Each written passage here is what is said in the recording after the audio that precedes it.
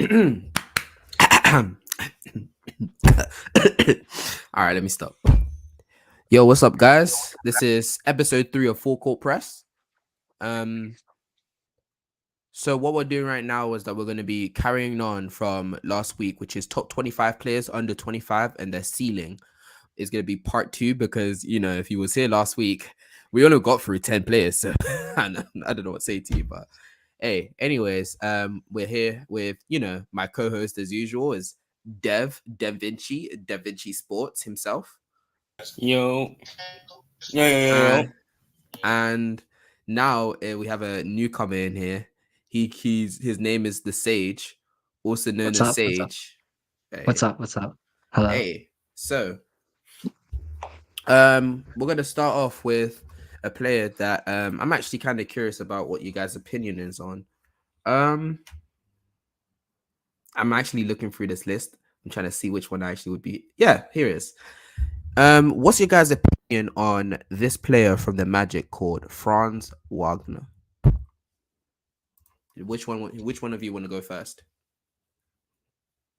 For Franz Wagner, Yep. he's one of the better young forwards in the league. He had a lot of upside to be a young scorer. He's very underrated in my opinion. A lot of people don't really talk about him or how good he actually is. He has a good handle for his size. He gets to the basket really well and beautiful jump shot. The defense, he is kind of a little slower on defense, but if you watch his game, he could possibly be the best scorer for the Magic. Well, potentially, or probably the second best scorer. But I One do see him second. being an all-star level One player, second. One caliber second. One player. second. Hey, yo, what's up, me? Yeah. Hey. All right, Def, carry on. We'll talk about Franz, by the way. So I do can see him be a all-star level player. I think he was most definitely a I don't know what pick he was, but he was a great pick by the Orlando Magic, and he could be very utilized on other teams as well. So I think Franz Wagner is one of the best young guys in the league that nobody really talks about that much.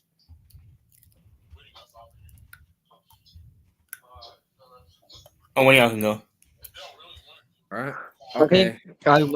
oh Carry I think with Franz, he's a player that because I forget I Take your forget time, bro. a time, but but I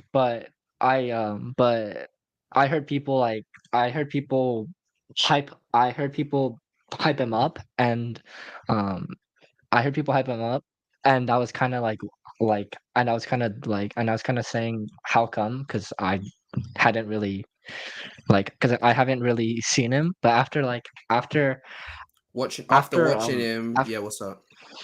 I feel I think he's a really good I think he's a really good he's a really good he's a really good he's a really good he's a really good scorer. I think he can be maybe 22 to 25 points per game, Mm-hmm. at his peak, I think. And um What's and your then opinion on on What's the your opinion on his playmaking? I think I don't have much of an opinion, but based off this times I saw, I didn't think it was bad, but I don't have an exact point I can say, because I didn't really All right see then. that, and I'm not good at and I'm not that great at seeing how great As a long as person's you're passing is. as long as you're honest with that, so that's actually decent. And then, what's your opinion on his defense? Actually. His defense, I think he can be above average. I think his hands are pretty good. Mm-hmm. I see him poke. I see him. I see him. Poke the ball, I see yeah. him. Poke, yeah, I see him have that a lot. And I mean, it's. I think at his best he'll maybe be slightly, he'll be a slight positive to probably just a, just a, just a, just Do you a mean like he's positive on gonna defense. be a positive to like a good Like a defender? I think so. Okay, That's about the range I would go. Positive to good. Yeah. no problems, bro. All right, Moo, Yeah. what's your opinion on it? And of course, this guy's glazing us Reeves. Okay, buddy. Oh, Okay. dude, I'm here with Austin Reeves propaganda. Let's Oh go. wow. No, No, I don't what's got no Austin propaganda, man.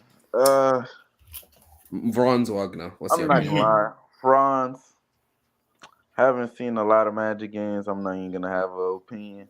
I'm not even gonna cap. But I Okay. did hear he a pretty good, solid player. All right, I'll say my opinion on him. Franz Wagner, I think his tier is like a low all NBA player. I think also his peak, because he has all the like small things that you wouldn't think. So he's his play. So how he gets his points is he likes to be very methodical in PNR situations. So he's very methodical when he's trying to go to the rim or try and take his shots. He's also a great cutter. He's actually been a great cutter since he actually came into the league. That's why he's just been able to average quite efficient with when it comes to averaging points. I'd also say his playmaking is kind of underrated. I mean, from people that actually watch Franz Wagner, they don't underrate it because he's actually a really good playmaker for how young he is. He knows how he can see the defense. He's actually good at making those cross court passes. He's actually really good as a young playmaker. His defense, I'd say his defense is about good. I'd say actually about above average, but I think he can boost it up to about a good defender, and he's actually a decent rebounder. So, oh my god, this guy loves switching his PFPs. But so if I were to TLDR it, I'd say he's gonna be a good to great scorer. He also is one of the better off-ball players in the league, which is gonna boost his value. He's also a decent to actually a good playmaker, which adds more to his value, plus being a average to good defender. I can't see him not being an all-star level player anyways. So above that would be an all NBA. Yeah, that's about where I would say he would be. I'm not even sure he would be a high All NBA player. I All think he's going to be a low All NBA player. you think a top 20 player in the league? I think okay. So nowadays he's no, because you do agree, right, that you can have an All NBA type of season and not be an All NBA, right? Yeah, I Do you think agree that with that, happens a Moo? lot. Moo. Yeah. All right then. So that's why me for him. Do I think he might have a year where he's like a top 20 player? Is he going to be always a top 20 player? No. That's why I said his peak, right? I feel it. I feel what you're saying. All right then. So Even since me personally, how the league getting to be a top 20 players. it's going to be wild and not, yeah, I feel Yeah. you. I don't even. That's why I said he's not. That's even if he's not a top 20 player, you can have 30 players playing at an All NBA level But when you're. But that I get means what you're saying with the games played, with the new CBA that they just made, and no, that's yeah. not what I'm talking about. I'm talking about Oh, straight up your production, how you are as a player could be that your impact is an All NBA level. It's just that you don't have the label as an All NBA. You get me now? yeah, I get what you're saying. Okay, then. So actually, I don't know if I want to talk about this player because I feel like, all right, I'm gonna say this name, but maybe you guys may agree with me. Darius Garland. So I'm gonna start with this one. Oh, Oh, okay. My let me opinion. start. Can I want to get off this first and then I'll let you go. You My good? issue with my issue with whoa, what do you mean you good? But Darius Garland, yeah, for me, yeah, it's my issue is I don't see him getting any much more better than he is right now. I mean, maybe his playmaking becomes much better. He puts on more weight so he could be a less of a negative on defense, or he becomes more reliable in the mid range and 3-point shooting. But I just don't see him becoming much more better than he is right now. Because at this moment of time, Darius Garland is an all-star caliber guard in the league right now. He's an all-star caliber guard. Um, I just don't see the path for him to really make it. Because even for example, Trey Young was able to carve his niche because of how far he could stretch defenses with his shooting, while also being one of the better on-ball playmakers in the league. Actually, not one of the. He's probably like a top 3-4 passer in the league. So I get unless Darius Garland goes in that era, in that side where he's way more. But the reason why I'm saying that is, I'm sorry, I'm keeping like doing this, but I'm trying to keep thinking more and more.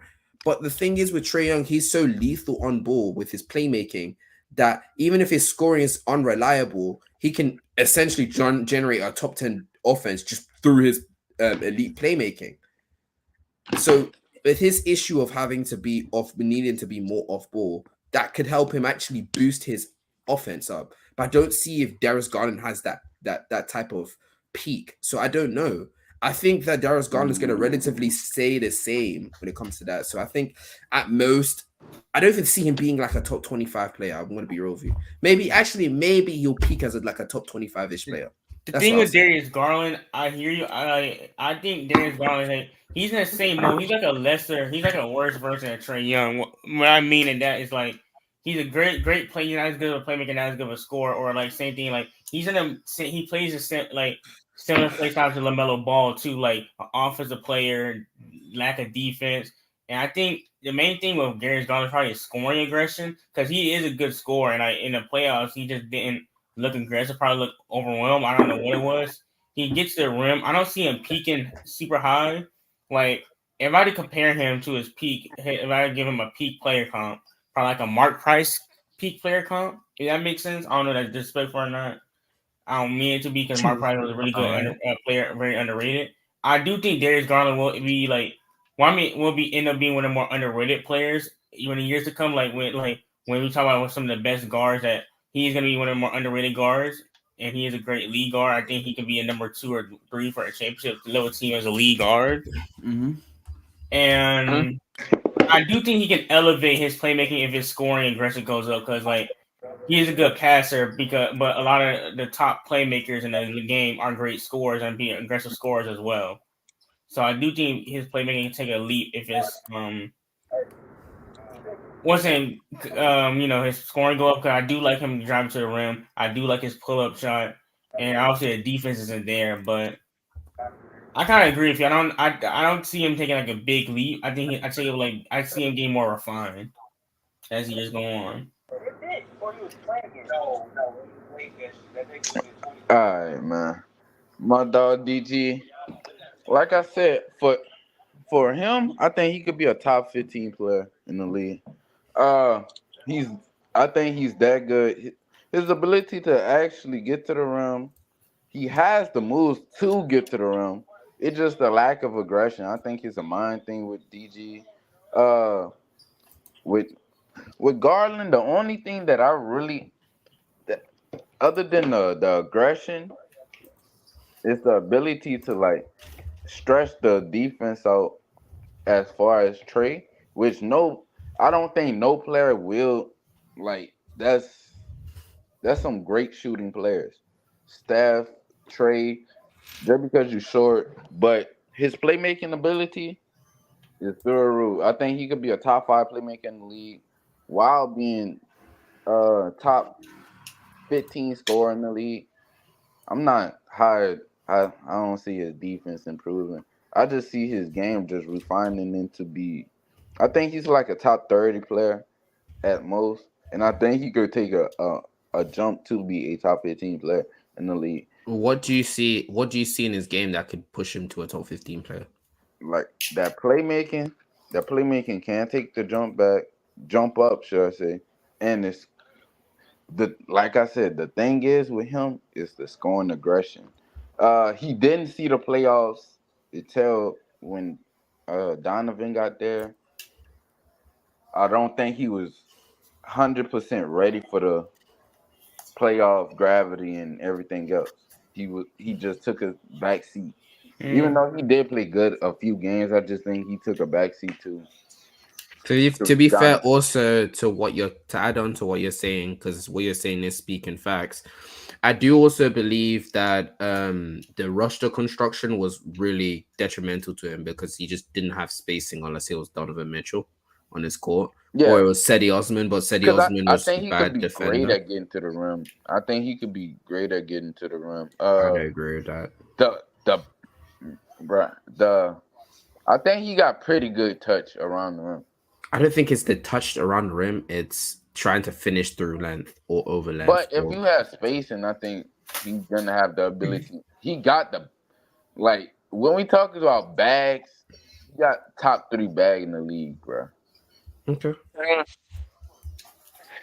Is he? Is it top 3? Yes, I think That only seems Luke really high. got a bigger bag than him. Luke and who? A bigger bag Kyrie, than KD. I don't. Nah, KD is a hezzy tween. KD's a hezzy teen spammer. Kyrie Twin merchant. Hey, that's Yeah. still bad though. That's still a bag though. But Yeah, but we're talking about the biggest bags in the that's league. more Luka, Did you? dominant. You Trey. said Luca and And Kyrie. Kyrie. Yes, What I think. about what I mean, about Kyrie has a bigger bag than question Luca. question Kyrie has the question biggest bag. question what about Yeah, what's his name, Devin the I think Booker. point Kyrie got guard? the biggest What bag. about the point guard from New York Knicks? What's his name? Brunson, no, Brunson. Brunson, he's Brunson. very Brunson? crafty. Brunson is crafty. He has a Jalen Brunson? bag. He has a lot of ways of I finishing too. I think finishing Brunson could have finishing, but the The bag ability in to general, though. get to his spot, I mean, other Brunson than does have like, a post I bag think too, if DG that got that. counts. DG speedy. He's twitchy. He's very quick. He quick on his feet. Like as soon as you blink, he could straight be to the rim. As soon as you blink, while having just one little crossover could have you just. All right, yeah, he got me. I think, like I said, top 3 bags in the league. I don't see nobody else with a bigger bag other than Kyrie and Luca. Yeah, James I'm not Harden? gonna No, lie. I'm kidding. I'm not gonna lie. Harden? Question mark? Harden? Nah, Harden? nah, nah, No. nah, nah. It's 2023, No 2023. respect for James Harden? Wow, that's crazy. Uh, I do. Jamal Murray, he up there with bags too, but That's that's true, different. yeah. I don't. I just think Garland, his moves. Y'all need to really check out his moves, though, bruh. Y'all need to sit down and watch the Cavs game. Just chill out. Just watch his moves. Then he quick and twitchy at the same time. Okay. All right. What's called Sage. You have the last one, no? Yeah, I don't have a lot to add, but I'll just say like I'll just say What how do you want to good say? he Yeah. can be. Okay. Yeah, yeah. I think he can be like at most maybe like 25 and like 10ish, I think. But I'm Okay. not sure on what team he would have to be on. I don't think he can I don't think he can average 25 and 10 on the current team he's Yeah. on because I don't think he can shoot as much as he would like as much as he Is it because as of like Donovan Mitchell? yes. I I, got I you. think so. And then I mean who did the Cavs add this year that's like a substantial upgrade? Like They actually added some Max small Strus? forwards. Max Max Strus? Strus is one of them. They also added damn it. He also added what's his name? Fuck. George's Niang Georges too, Niang, yeah, which he Georges kind of Niang. is a defensive liability when it comes to the playoffs, but hey, it's giving them more spacing, so actually helps the Mhm, team as well. yeah. So yeah, they do have certain things that they can work around in general. So but since we finished with that, we can go on to Georgie. we Georgia, can yeah, go on to the Georgia. next one. Okay, so we've talked Jalen about Green. Okay. nah, I'm not trying to do Jalen Green. I ain't gold, we talked about what was it? It was Michael Jordan with athleticism. Franz Wagner. What was the other one we talked about? Darius Garland. There you go. All Darius right. Garland. The next player I want to talk about is got you. Holy shit! I did not know this Oh, is how that's you Moon. look. Oh my god! Your face reveal Moon. That's The crazy. Face reveal is crazy. the generational boy actually showed us his face. That's crazy. Face review from But Moon. That's crazy. That is really crazy. The AI managed to show us his face. That's I wild. know he was dark. That's Hey, wild. Moon, I know Moon was the same skin color as you, Xeno. Wow. my- Okay. That's All right. crazy. That's Then. wild. That was such a low blow. That is wild. But I'm not gonna lie. Right. We still on DG? no, we're moving on. No, we're moving on. The now. next one is gonna be a player that you probably like. Not as much as Anthony Edwards, you Glazer, but we That's talk about wild. his teammate Jaden McDaniels. His What's your opinion on that? predecessor. Mu goes first. What's up? Jaden McDaniels. Jaden. Right now, I'm not gonna lie. He's the best on ball defender in the league, bro. Right now, especially at the wing position, he's the best on ball defender. That, bro, I don't even know what to say because that team, the team that currently constructed between him and Rudy and Cat, that's a very good defensive squad. plus Mike Conley. That's a pretty good defensive squad. Uh, the thing is with Jaden, he keep up his 3-point percentage. He become a way lethal shooter. You're gonna be something in the league. You're gonna be something. The other thing I would do want to add on to you is that the fact that add on to that is that I'm not gonna lie to you, he's becoming his shot creation might not look like much now, but he could. He's showing flashes, man. I think he's gonna get there soon. Like He's I don't. showing flashes, man. That's what I'm If saying. if he could take a front seat, it could be there. It could be there. If he take a front seat soon, but Do you think? Do you think if like Anthony Edwards, like, hopefully this doesn't Left. happen to him, but if the Anthony only Edwards thing gets cat injured, that wait, I was gonna say if Anthony Edwards, hopefully this doesn't happen to him, but if he gets injured, and then Jaden McDaniels is asked for more reps so he can actually understand how to really shot create, do you think that would speed up his process? Yeah, but I think Cat is there. Cat's gonna probably take them touches away from him or Sure. Mike Conley, which I do think Mike Conley still he's a very efficient point guard at this time. So I was gonna say I don't really think Mike Conley is gonna steal much more, steal a lot of shots because Shots, right? Yeah. that's I'm the not gonna thing lie. with. When Mike Conley shoots a lot, he's very efficient. I think Because he's one of the smart. Sorry to call you off there. Because he's one of the smart guards that knows like when to and when not to shoot, Yeah. and that's why I don't have an issue with Mike Conley being on the team because he Yeah. knows better And when to really. And he teach Jaden, he teach Ant like the ways to actually be a good guard in the league I or a think good he's. ball handler. I also think he fits he's better a in good D-Lo. game manager as well. He's a good game manager in my opinion. Mike Conley. I think he is too. Mike Conley? Yeah, I think so. Yeah, Dev, it's your turn, bro. Yeah, he's Mike Conley's always been a great game manager to the team and like brought good value to the team. But again, I think with McDaniels, like what Moose said, probably be one of the best defenders in the league. Probably and one of the best. He already is one of the best defenders in the league. I think he'll keep this up at a potential rank. I don't think he'll be in a deep. He probably won't win a defense player of the year because of guys like Anthony Davis, Evan Mobley, Chet Holmgren, Victor Wembanyama, and it's just too many bigs in the league. But I do think he'll consistently make all NBAs. He'll consistently be recognized his value as being a defensive player. But I don't know how to in his offensive game does need to come along. Him as a shooter, I think he could be a good lob threat. Him as a cutter, I really like Jaden McDaniels. I think he fits into a majority every team in the NBA damn near because of his defenses alone, his ability to switch and guard almost anything and fit into the scheme. So I really like his as a player. I don't think he's gonna be ever a top 25 player in the league, but I think he'll always be one of the elite role players that we remember. Mr. Sage. So then, okay, I don't have a ton to add, but I think like a player. Okay, you guys can tell me whether this is like just wrong, but like a player comp that I always had for him, a player comp that I always had for him, or like, or I think just tell us think him at his peak, Yeah. is like Thank you very much, Ken. Is like Mikal Bridges. yeah. That's what I like think he is. I'm talking about him on the Suns, not him on the Nets, because I don't think he's you think he's gonna peak as that level? As Mikal? I mean, maybe like higher than him, but I think like are you talking about his player, defensively or offensively? I think that was more like the comp that I had for him. So, but like that's kind of how I always thought of him as like that kind of player. But again, I could just be wrong because I don't watch a ton of Timberwolves, even though even though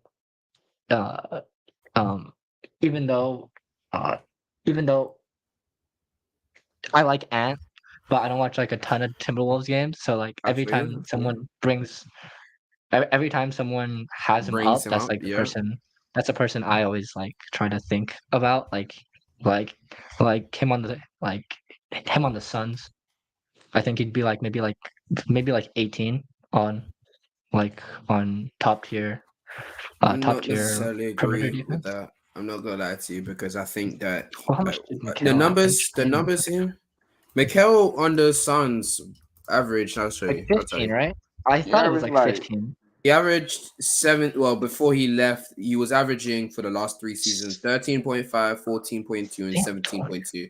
But the Okay. 17.2 should be more like 15, 16 because the 56 games, remember Devin Booker was out, so he was Devin getting Booker more was out. touches. Yeah. Yeah, so he was getting more touches than he usually does. So really and truly, I actually think that Jaden Should be McDaniels higher. is gonna have a better peak than that actually.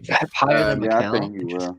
He'll I have a better think peak than this because 3 years into the league, which is around the same, I think He's what he's flashing more opportunity as a better defender as than Mikal Bridges. I He's think he's showing a his better perimeter switchability. defender too. Yeah. I think he's showing his switchability early. He's actually a really good wing defender in general right now. Right now, he should have been an all defense caliber defender, right? He's actually an all defense caliber defender in his third season instantly. Right now, I don't think yeah, it's I think so. I yeah. think he I, the go best ahead. on ball defender. It just Best on the defender. yeah. I I don't think have he's like a I list think he in a mind, top but I would probably agree with that. 10 defender in the league also. okay. Only I would. reason because people value rim protection a little bit more. Speedy on But us. I mean, to be fair, it makes sense though because you're showing off one of the most important um, ways but of he is a scoring in the pretty playoff. good help side defender also. Yeah, That that's what I wanted to get onto yeah, too. he's Yeah, a pretty good help side defender also.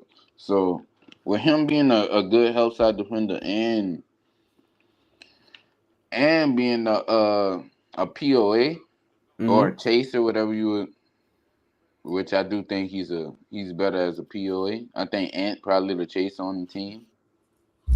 I think he's probably the best on ball defender in the league. Only reason why I can't say Caruso, I mean, to be fair, Carissa is essentially having no help on that yeah, offensive yeah, Yeah, side, yeah, right? that both yeah. So team I is would trash. I would give Caruso the edge for now because I ain't gonna hold you as much as I want to give it to Jaden McDaniels. Get Caruso some help out there, dog.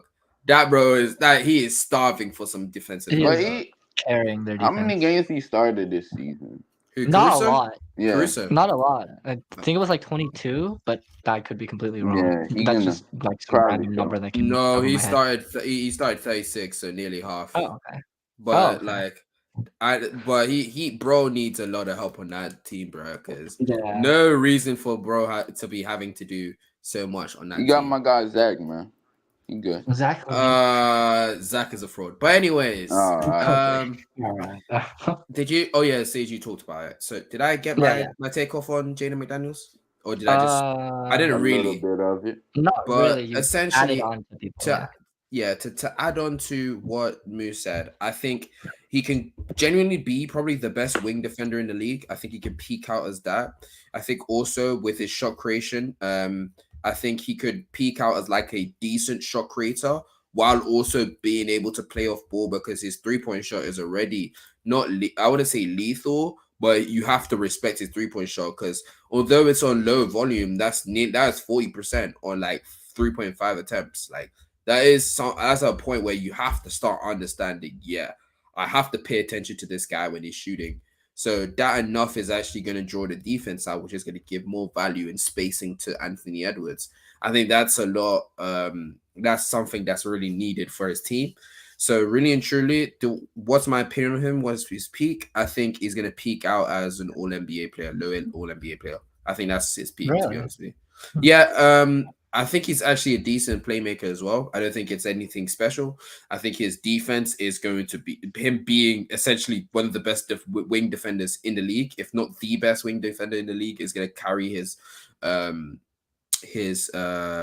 value while also adding on more value on the offensive end because he's a spacer. He also has his own type of shot creation and he's actually decent attacking the rim too.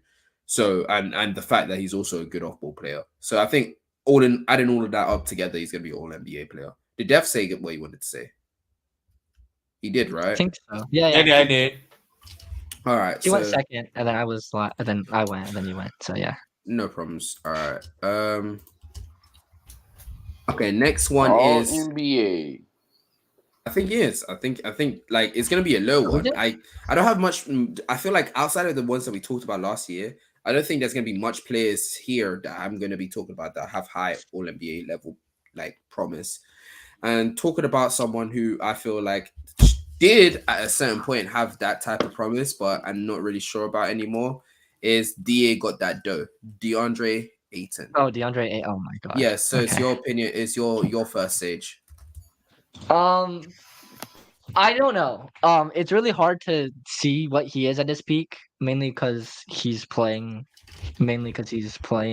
on the Phoenix Suns. So it's like hard to grasp, right? But like, I think, in like, I think in like what 2021, right? That's when like we saw like how, that's when we saw how great of a player that he can be. But like, I don't think he's gotten worse. I just think like because he's on the Suns, I don't think he's shooting as much. He's not gonna have as huge. He's not gonna have as huge of. He's not gonna have as huge of a role. Yeah. I think like maybe. I think like maybe at his peak he can maybe get like 20, because he had like 18 in what 2021 on the I think Suns. I think he did peak as a 20 point per game scorer. I'm checking for you, but carry Did on. he? You He probably did Did he? already. No, he Oh, didn't. He did. didn't. No, He no, peaked he as an didn't. He was like 18. 18, right? 18? Yeah, Yeah, yeah, 18.2. 18. Okay, yeah, yeah. I'm get that So like I basically think 20. Exactly. basically, but I think he'd get like I think you get like 20 and 10 on a team that isn't as like as good as the Suns, because the Suns there aren't that many shots for him as much. Yeah, for you. He's, DeAndre he's Ayton. probably, I'm not sure. In my opinion, DeAndre Ayton, I still think he'd be one of the best big men in the league. I still believe in him just coming out. I think people forget how good or like the draft comp. Like obviously looking back, like the players that drafted ahead of him, but after him, like Luka, Trey, SGA, Jaren Jackson Jr. Obviously, those guys are better than him right now. But you guys gotta remember that he was really one of the best prospects, young prospects, to come into the draft. Like he was compared to David Robinson, I think. Yeah, he's compared to David Robinson. Ooh. He had a lot of It defensive was upside, and obviously It his was. defense isn't there yet. But I still think, like, if he's on the team, if he gets some post touches, he has a pretty refined post game, and I do like his touch around the rim.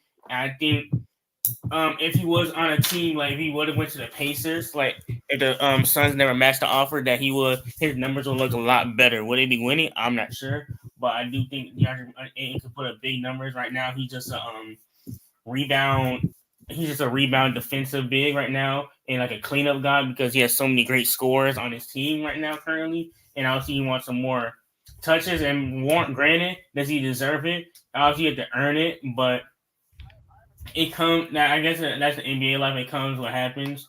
So I think DeAndre Ayton at his peak could be like I said, one of the best big men in the league offensively. I don't think the defense is going to be there all the way because of the motor. He doesn't have the best motor in the world. I do think he'd be a good, not a good shot blocker, but good like with his hands up, playing defense. The perimeter, he's cooked. But I really do like DeAndre Ayton game. I do like what he brings to the table, and I think if he was on a team where he could be like a secondary option or a first option, like if he was a point guard like Tyrese Halliburton, or even in New York, really with New York or in Charlotte with LaMelo, you can see how good he really is, how his numbers will be, and hopefully we can see that one day. I'd like to like kind of. I think 20 and 10. I think he'll be past that if he's on like a team that he can shoot first on. I would say more like 22 to 25, because he is really because on the Phoenix Suns with Chris Paul and stuff, he was still able to average like relatively high for someone who isn't for someone who isn't Young trying or to take like no, because right now he's only what, he's 24? only shooting. He's only 24, Yeah. and he averaged Like 18 points, yeah. 18 on a team that shot a lot. So I think on a team where he's the first option or he's like the second Oh, option, so let me maybe get what you're third trying to say. So you're trying to say that if he's on a team that allows him to actually score more and shoot more, that to, he's actually to going to shoot average more, more. I think he'd be like 22 to 25 because I every feel time you. that he shoots, it does seem like it's cash, but he just doesn't get to shoot over, I think, like 12 times per game or something like that. Yeah, Or to be like I fair, think that's you're like about right. Yeah, last year was the most shots he ever got last year taken. was No, that's a lie. 13, right? He Second year, averaged like 15 a second year game into the in league. 21, right? Wait. Second year into the league, he was allowed to shoot as much as possible, which was 15 shots at a game. So yeah, 15, you're right. yeah. You're right. But yeah, Zeno, you. you go. All right. Okay. Because we probably Da got got the the. same take on them. And I don't know, but for me, Da got that dough. I wished, and I'm gonna say this again, I wished he got traded to the Hornets, man. If you was playing with LaMelo Ball, with how unselfish LaMelo Ball can be, I feel like you would have been unlocking, well, not really unlocking, because he was actually showing this in his second year. When the ball's passed to him in the short roll, he actually opens up his game because he can actually make out of that short roll position. But when he played with Chris Paul, that slowed. Chris Paul is more of a slow and steady point guard who strangles the game with his pace. So DeAndre Ayton wasn't able to really show that growth in his short roll playmaking. So now that if he had gone to the Hornets, he would have been able to show and probably develop that even more, so that he's actually much more valuable as an offensive piece. Right now, he's really like I wouldn't say I have to say it. Yeah, he's kind of a drop big who's not horrible on the perimeter. I'm not saying he's like fucking AD on the Like, perimeter. not Rudy Gobert. He's not AD on the perimeter, but he's not horrible on the perimeter. While also being a good-ish, great-ish rim protector. One-on-one defender, I think he's on and off. I'd say he's probably a decent to good, above average one-on-one defender with bigs. I think him, unironically, I think he's one of the best. When it comes to the bigs that you give him to the post, I think he actually can be really One of good the in the best post. post bigs. I think he could actually be one of the best post players, because one of the things he developed really early in his career was a mid-range shot. He goes to his mid-range a lot. Like his mid-range is quite efficient. He's actually quite good in the post when he's like He had it in giving the college ball. too. Exactly. The only issue is he doesn't really get that. He doesn't really get the ball Ooh. like that. Really and truly, they try to force him to, like, when they pass him the ball, they really want him to just seal and try and dunk the ball or lay up. So he doesn't really get those touches like that anymore. But really and truly, if he was watching his second season, he really was able to do so. So I think this is my reasoning, because I feel like if Ayton was in a position like the old Suns with I was growing up with growing up with what's his name? D-Book. Yeah. I was able to do so. Like, they were progressively going to get better before CP3 came. I think he would have peaked out as like an all NBA player. I genuinely believe so. I think he had all the power in the world for two. I think his offense was going to get to that stage. I think the fact that he's great in PNR situation, rolling to the rim, his short passing would have been better. I think his post play would have been better as well. I think he genuinely could have been an all NBA big. But right now, I just don't know. I'm really kind of I all think he over the still place. can. It's just a matter of where he is. I think that's kind of what I like. What I was like. Oh, that's kind of why I was kind of like, I'm not sure, like how high I think he can peak, because it's just based off of what team he's on. I think That's why I said earlier about. But yeah, Dev, your turn. I was gonna say, I want to add it because a couple of years ago, I really wanted DeAndre Ayton to get, like, before, obviously, but this is before we got Chet. Like, I would love to see, like, DeAndre Ayton, OKC, Nathan Shea, or like even Atlanta, like when Bro said we didn't hear it. Yeah, or like even Atlanta, like I wanted them like to trade Clint Capella for DeAndre Ayton, because I feel like him and Trey would have been, because like, it fits both teams, because the Suns wanted Clint Capella type of player, defense, rebound. He's like it just fit, like, it just feel like it fit better for what those teams. I understand that Ayton's a more skilled player, but that's why I wanted for it to happen. That's all I wanted to say. That I wanted to see, like, and same thing with using. I would love to see him like in a team like on the Hornets, Pacers, Hawks, like with one of those young guards that play at a faster pace to give him the ball. Um, I don't see what y'all see. I'm not gonna lie to you. I don't see what y'all seeing. I do think he could be a good scorer though, but uh, if he was in a different situation, I do think he could be a lot better. But everything else that y'all seeing, I don't see it. The reason why is because I'm basing off of what I saw of him in the second year, and the Yeah, reason why I know so I much know. is because I was watching that year. That was actually my because I don't know if you guys know this, but since I'm from the UK, I don't have a specific team I'm really sold to. Of course, I love Philly and everything, but I always did this thing where I have one team in the East and one team in the West. And yes, I used to really love the Rockets and stuff, but I always paid attention to some of the bottom teams. Like one year, for some reason, I paid attention to Detroit Pistons. This is before they had Cade and everything, so they were just ass. But then one of the years I was paying attention to the Suns, and that was the year that I was paying attention to the Suns. And bro, I could see the growth in Aiden from his first year to his second year because I watched both seasons, and I could see it. And I was thinking, yo, Aiden will give you Aiden one more year, and he's gonna burst onto the scene. And you guys are gonna understand that this guy, he's the next. He's not the next one Yeah, up, I but he's gonna seen beat it. that guy. I seen it too, but it's it's like 2 more years in the future. Like it's like 2 more years in the future. I'm like, bruh. It's like I do think, like y'all said, on the Charlotte, his pace would be a lot broken down.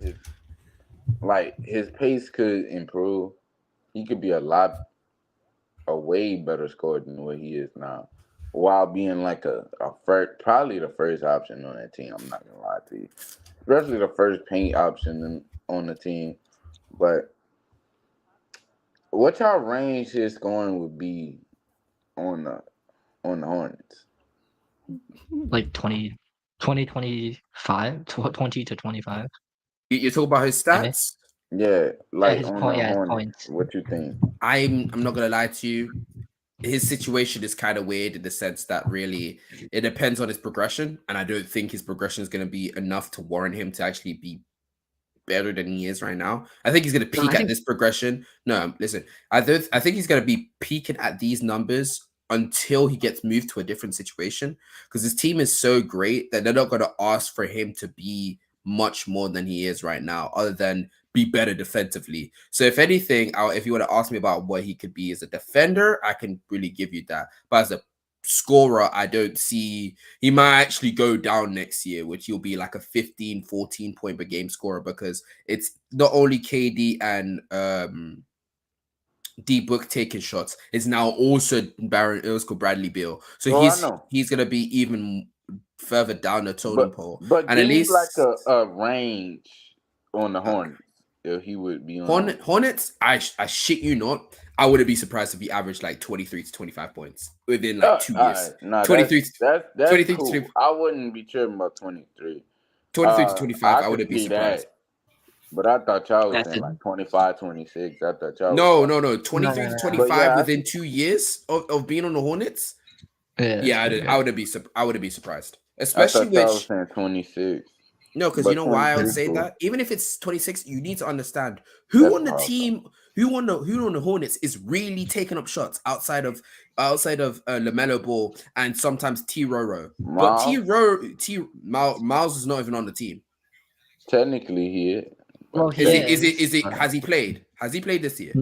I think. nah, I he mean, don't he's. got I play mean, this year. Yeah, but I'm saying if he had, last year when they were trying 2 years ago when they were trying to trade him, what's it called, when they left him off as a restricted free agent. I'm talking about from that progression. If they had just given him to the Hornets, right, and they didn't pay him, and the Hornets manages to get him, I think last season and the season afterwards, he would have been like a 23, 25 point per game scorer. I genuinely believe so because one, the only person that's really taken the scoring options from him is probably Gordon Hayward and T Rose. And I think that the Hornets would have brain cells enough to focus more on DA and his progression. So you'd actually have more shot selections. Plus, I think LaMelo Ball is missing a big that actually can really run the floor like that. So having DeAndre Ayton, who does do so, would actually help him more. in his playmaking side, and I think that that two-man action between them two would be so. I wouldn't say it's elite because yes, Lamella Ball can shoot, but he's not as much of a threat from mid-range or at the rim. And well, DA can't shoot from three, so you get what I'm saying. But I think that that would have been a partnership that could have been more lethal down the line, if you get what I'm saying. Yeah, I get what you're saying. I Yeah. get you. I get you. Thought y'all was saying like 26. That's wild to me. 26 no. is just wild. I mean, I have no idea how somebody like doesn't not through the season already. Who the next player is in, though? Yes, Yeah. sir. for the next, Oh, I forgot that you didn't. I thought you were gonna add on to that. My fault. No. My fault. I Okay. just don't see what y'all see. Yeah, I feel you. I feel you. I'm not gonna lie to you. I kind of want to spread some propaganda, so I'm gonna do some Tyrese Maxey. Okay. Oh God. Woo! Okay. Okay. Okay. I already started first, so it's you, Dev. Dev goes first. All right, Tyrese Maxey, he's one of the best, quickest guards in the game. I think he could get to the rim really good. I think if he improves his finishing ability of getting to the rim, the layups, the floaters, attacking multiple ways, I think he'll be one of the better young scorers in the league, like a 6-man, a great spark plug, or probably not a 6-man, but like the a professional scorer. I'm trying to think like a player comp like. I can't think of a player. Like better than Lou Williams, obviously. And obviously, I think he'd be scrappy defensively because I do like his effort. He does not a great defender, mainly due to his size, but I do like his effort. I think he'd be good in the passing lanes. I don't ever see him being a great POA defender or point of attack defender for people that don't know what POA means. But I think on the team, he'll be like consistently one of the better scorers, one of the better one of the better rim pressure for the league for your team. And also, I think he could be a decent playmaker. I don't ever see him like as elite playmaker because like he kind of struggles in that from time to time. But I think he'll be a great complementary piece to a superstar. Anyone else? Okay, so where would you like say so you're talking about specifically his scoring only? Is it because do you think his shot creation would actually get better? Do you think he's actually going to be a competent shot creator? Oh yeah. I think he already is a really good shot creator. I think not really good, but I think he is a pretty decent shot creator. I think it'll get better. I do see it. Even saying he's a pretty decent, I think he's just average as a shot creator. I'm not gonna lie to you, but carry on. Well, average. Yeah, I do like his ball handling. I think his ball handling is good enough to get the shot creation. I think he needs to get more refined and finding some spots on the court. Like maybe he just needs to find his spots on the court, see how to attack the defense. I think once he learns how to attack and navigate through the defense, that can help his shot creating. I can see that being getting up there and potentially him. I got him being as probably either the best or second best in that little tier of Tyler Hero, Simons, and Maxey. You know, we all hear that debate all the time. So I think he has potential to be the best. I do like his upside, especially coming out of college. I always liked him as a scoring guard, as a scoring threat. I feel you. Okay, so I guess I need to get Sage goes first. All right, Sage, what's your opinion on Tyrese Maxey? So I'll go last this time, by the way. I think for the upcoming season, we're assuming that Harden's gone, right? Or are we assuming Harden's gone? No. Because no? Okay. I think maybe his peak he could be like an all-star. He could have like an all-star season. I say that, but I think because right now I think you think about Tyrese Maxey? All-star. Yeah. Well, wait. I think being a all-star at this current point is like really hard, especially don't worry about the label all-star because remember we spoke about Mu that you can have an all NBA caliber season without having the title all NBA. So in that same thing, you can be an all-star without being an all-star. Carry on. I think he'll have like all-star seasons. I think because I think he's a pretty scorer? yeah, he's like I think that's like obviously I think I think I think I think I His think scoring. it's the thing that like I think it's the thing that he'll that I don't think he can improve that much on it because I think Why? like right now I think as of right now we're he because right now I think he's I think what on I think on Do you Philly last what? season she was Yeah, like yeah, what 20, right? If I'm not yeah. mistaken, it was like 20 something. I think Hmm. like maybe at his peak, if he's like a second option, I can see him being like maybe like around like 23, 24. Yeah. I I don't know how much better he can I think his I think how I think his peak is just based off of how good can he be as Scorer. a shot creator because Mm, obviously right now I don't think he's like the best at it. I think he's like okay at it. fair He's enough. super quick obviously, but I think his main well Yeah. I guess the only way I can see him improving is just like how good he can be as A shot shooter. creator. Okay, fair Yeah. enough. Moo, you want to go first or I go first? Because I'm about to spread some propaganda today. Oh boy. Uh, my guy Tyrese Maxey. Y'all already know how I feel about him. He's a nah. The shot creating, I don't know what Dad was talking about with the shot creating, or the ball handling skills. He just a very quick ass player. Uh, his ability to get get down the his ability to get downhill is elite. His I wouldn't say off ball, which I do think the scheme held him back to be a great off ball player, even though people think that he isn't. How I label my off ball players is in the half court setting. In the half court setting, I don't think he was that great off the ball. I do think that was Doc Rivers' fault. But Yeah. his ability to move, use his speed to get to his advantage, to get downhill. Yep. I'm not gonna lie. I thought he shot bad at the rim this year, or bad. He really didn't. Uh, Did he not shoot like 53, 54% on on good efficiency? yeah, yeah. Like I mean, me good attempts. watching Yeah. him play, Hmm. it felt like he was just missing layups and shit. Like I literally watched him miss buku layups. But when you actually look at the numbers and he really not missing that much.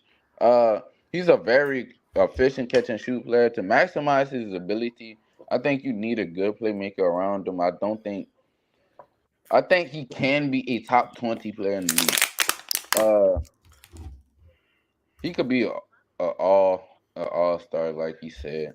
I don't know Okay. about this year, but he could be an all star. His playmaking, if he do improve that, that would be a plus. His shot Me? creating, Yep. He just small and you could bump him. All That's the right. only thing with shot creating. This is my time. What? Are you finished? Go. All right. Okay. Finally, I get to spread my propaganda. I'm telling you this now. Tyrese Maxey is gonna peak as a mid to high All NBA player. All right. Well, I got this first. Firstly, I think his speed is going to allow him to really stress defenses when he's attacking the rim. He's already showed that with Embiid's more post-oriented play and then him always drawing double teams. Whenever Embiid is able to really, where else called Maxey is able to really capitalize on Embiid and Harden's gravity, and that's how he's able to really score his 20 points on efficient shooting. And I think really last year before Harden came, although it was like 18 points on like normal efficiency, I still think that was showing you that he was actually getting to the point where he was getting more comfortable with being the second scoring option. Although, Seth Curry was there. So really and truly, he wasn't really the secondary, really. That's what I'm looking for. He wasn't the secondary player that people were looking out for, but he was getting more on. He was getting more and more understanding of how to I play thought he was with though. I thought he was gonna become the second star. that actual second option on the team. I thought Yeah. he was gonna become that from I really thought during the season he was gonna take James Harden role. Like I not take it, but James This Harden year or help last him year? I mean, help him progress to be a secondary scorer in the second the secondary scorer. I think the issue with that was mainly Doc Rivers' inability to give Tyrese Maxey some reps on ball to understand And how off. to stress, and off ball to stress defenses and teach him how to really abuse his speed. So to go back onto Tyrese Maxey, keep in mind that every year since the start of the first year, he was a two 3-pointers and he shot 30%. The second year, he jumped up in aggression, was scoring 3-point shooting. It went from 2 to 4, so he doubled, and he was hella efficient with 42% on 4 attempts. And then this year, he even got more efficient on more attempts. He took another 3-pointers, which made it 6 attempts, and he's 43%. Yeah, I So think he every was year like the best catching shooter in the league. no, That's good, yeah. that was MPJ. That was MPJ. MPJ, Well, yeah, MPJ. No, I'm talking Yeah. about from the three. It was MPJ. Yeah, It was MPJ. MPJ. Yeah, it was MPJ. What MPJ was Yeah. shooting? Freaking MPJ is like, ridiculous. I'm not gonna lie to you, MPJ. I would be genuinely surprised if it is Tyrese Maxey. Yeah, I MPJ, think it was. I think Tyrese Maxey was shooting like an insane number from the three. because Is it MPJ 3-point probably got attempts more or- volume though. He probably got more volume. he actually doesn't have Yeah, that probably much does. volume. He shoots 7.3 attempts to 6.2, so it's not that much more volume, and he's 41%. So maybe you're right, maybe, but as you can see already, Tyrese Maxey is already an efficient 3-point shooter. Keep in mind, this is not only catch and shoots. This is him creating them or creating them himself sometimes. Nah. No, he That does. nigga just come down the court. That nigga be coming down the court and pull that bit from like 30 feet. 30 Yes, feet. I don't know what to but you call it. also It's like, sometimes he gets yeah, creative. we think He gets his that's no shots. creating. Okay, then this nigga hit one hezzy and pull that bit from 30 feet. I'll be like, That is you still got it, creating. Tyrese. I get it. I get it what you're saying, but that's still creating your own shot. Do I agree that that's it could have been Alright, it's buddy. weird, but it's still creating his own buddy. shot. He's also, although he's also assisted, he also gets a lot of his 3-point shots assisted as well. But I just think him already being able to create his 3-point shot, although not with many different types of moves, and also being able to hit the what's called those threes at such a high clip with the amount of volume, because 6.2 is a lot of volume. That is a lot of volume. It's already one of the steps that fast guards need to learn is having a jumper and knowing when to use it. So he's already broken past that barrier. I think the next step for him is really knowing how to slow down and get to that mid range and actually go ahead. The mid range, yeah. I think he figured out when he should slow it down. I think that aspect of his game of speeding it up, I think he got the aspect of slowing it down when he needs to. But the only thing with it is needed. Sometimes it's needed. I think as a first option, he needs the slow down in the mid range. Well, the slow down part. But right now, as a third to fourth option, I don't think he need it. I think that's good for his game right now. He changed the whole tempo of the game when he played.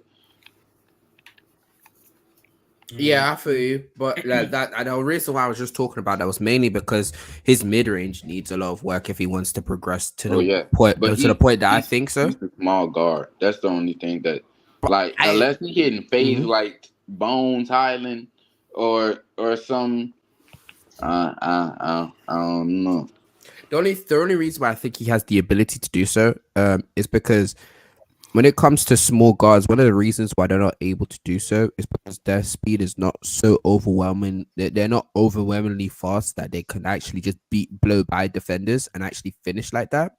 Usually they have to rely on being just quicker. And when I mean by quicker and fast, those are two different things. I mean, essentially being more twitchy compared to the guard and phasing them out for like half a split second so they can blow by past them. past them is crazy. Past them. Um, but I think that Tyrese Maxey is actually fast enough to really stress defenses and guards and wings in general to actually be able to slow down with a with a stop and then get to his mid range. So I think it's actually that whole issue of is speed. If are you fast enough to really mitigate your weaknesses as being a small guard? Yeah. I think he's that fast to really The mitigate that thing, issue. the thing is, his actual like bag, should I say? Like he don't got no real moves in his bag to really like break down his defender when he need to. He just got speed. Like he That just is got quickness and speed. If that's he what I mean by actually had some working speed, on his mid range though. huh? That's what I meant by working on his mid range. No, Get I'm not. I'm talking about just like I'm in talking about like general. Shot dribble moves, creation in dribble moves, general, dribble moves. like is that what it is? Shot creation, because that would fall under shot creation, no? Like I'm not being able me to. personally. I'm talking about just dribble moves, like Mm. Oh, okay, okay. his ability to learn how to dribble a little bit more, like be a better way to dribbling moves. To be fair, in our little group, they do call him a downhill merchant for a reason. So, Yeah. Oh, I know. He's Oh, he I is know. for sure downhill merchant. but yeah, Right. to me, I think if he's able to create those, to be able to shot create efficiently because his driven moves is that good, like he's able to actually get into his bag and actually break people off the dribble. Because really and truly, he has it easier than most other guards and players because of how fast he is. So he's able to, if he's able to lull them to a sleep by even a split second, he can just blow bypass them because he's just faster than most players in the league.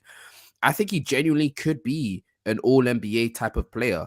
I don't think he's gonna peak like Kyrie, but I think he could be like a lower version of Kyrie, if you get what I'm saying, because of how great of a Lower? scorer Kyrie can be. Not because Kyrie, but the difference is Kyrie is gonna be able to do so because of how skilled and talented he is as a scorer, because of his handles. But I think that Maxi might not one will not ever have the same amount of bag that Kyrie does, but I think that he's able to do so because of the fact that at the end of the day, he's My B. fast. He's faster. No problems, bro.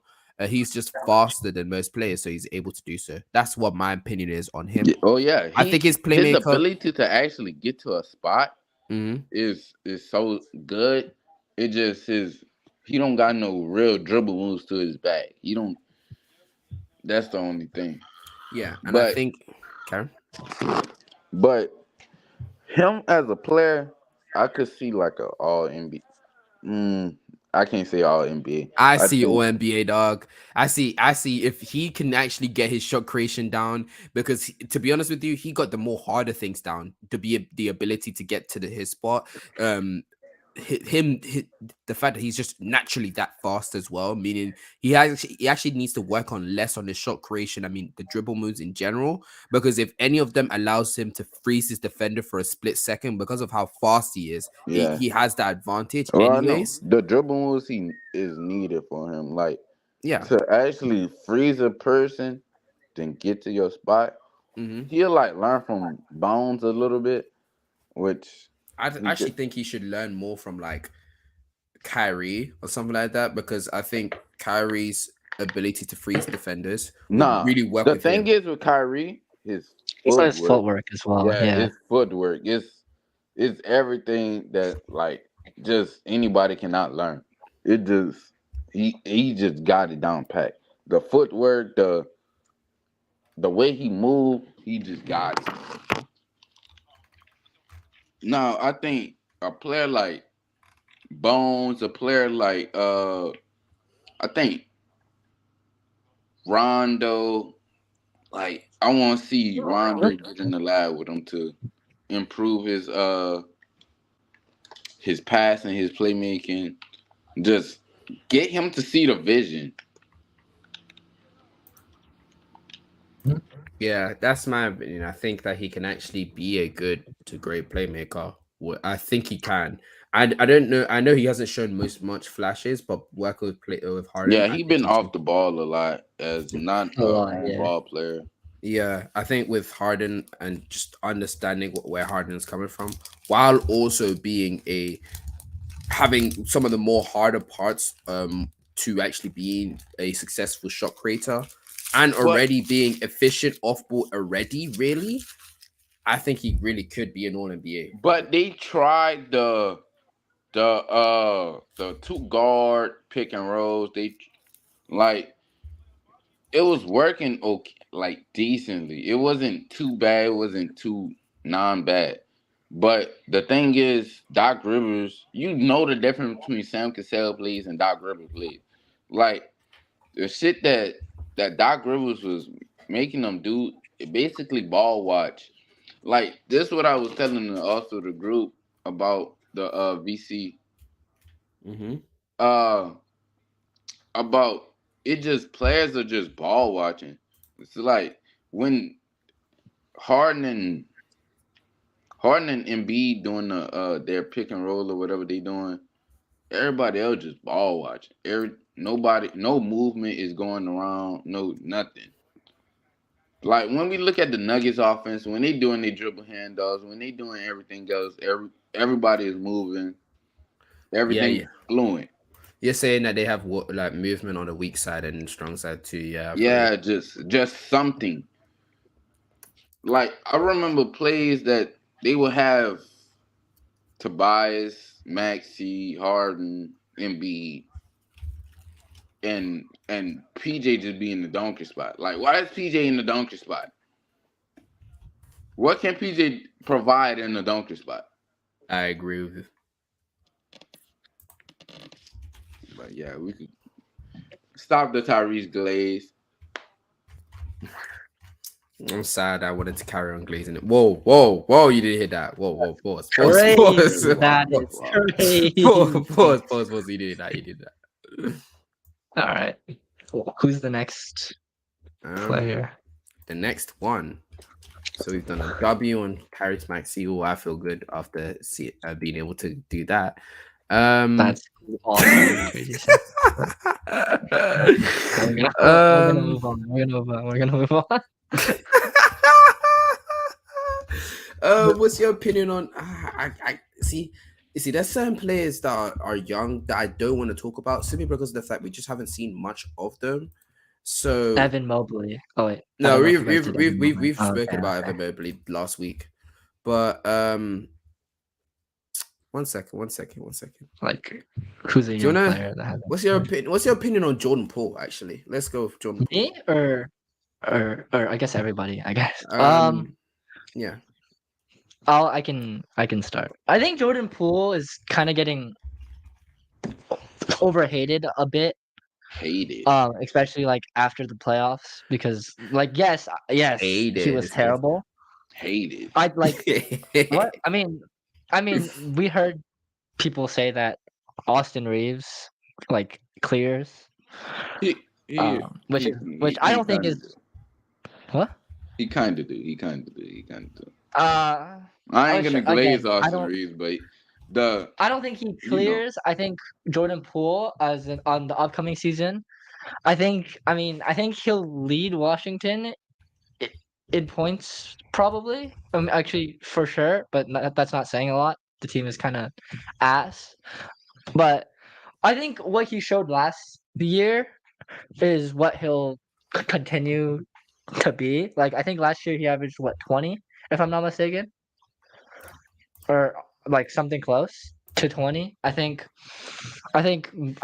he'll peak. Maybe as an all-star. I think just simply off of how he's scoring. simply off of how he's scores. of how What's your opinion on his how he scores the playmaking ball. though? His playmaking, I don't think is bad, but I also don't know exactly. But from what I know, I don't think it's that terrible. I'm aware that he's a cone On on defense, the he's in. I think he's a cone, but I think when it comes to like his peak, I say like 25 to 27. I think he's that good of an offensive player, at least on the scoring side. But that boy's 25, 27 is gonna be on -3 league efficiency, boy. That's what I have to say. God, but it's going to be like I think 25, 27. the assists, I'm not sure. I mean, probably like I don't know 6, but I think 25, 27 is where I see him like at the max being, and I don't think he can. I don't think that he can. I don't think that he can. I don't think I don't think that he'll be less of a cone. I think he'll just always just So you suck think he's gonna be at always a defense. bad defensive player while also being just a great scorer essentially? I That's your think pick. yeah, I think he'll be yeah. That's exactly what I think he'll be. I think he'll just be someone who He scores a just lot scores. and Yeah. is really. No, I think maybe at best he can be like maybe. I don't even see like him being okay. I see him being like slightly bad Bad. at most. Yeah. Okay. So I think he'll be like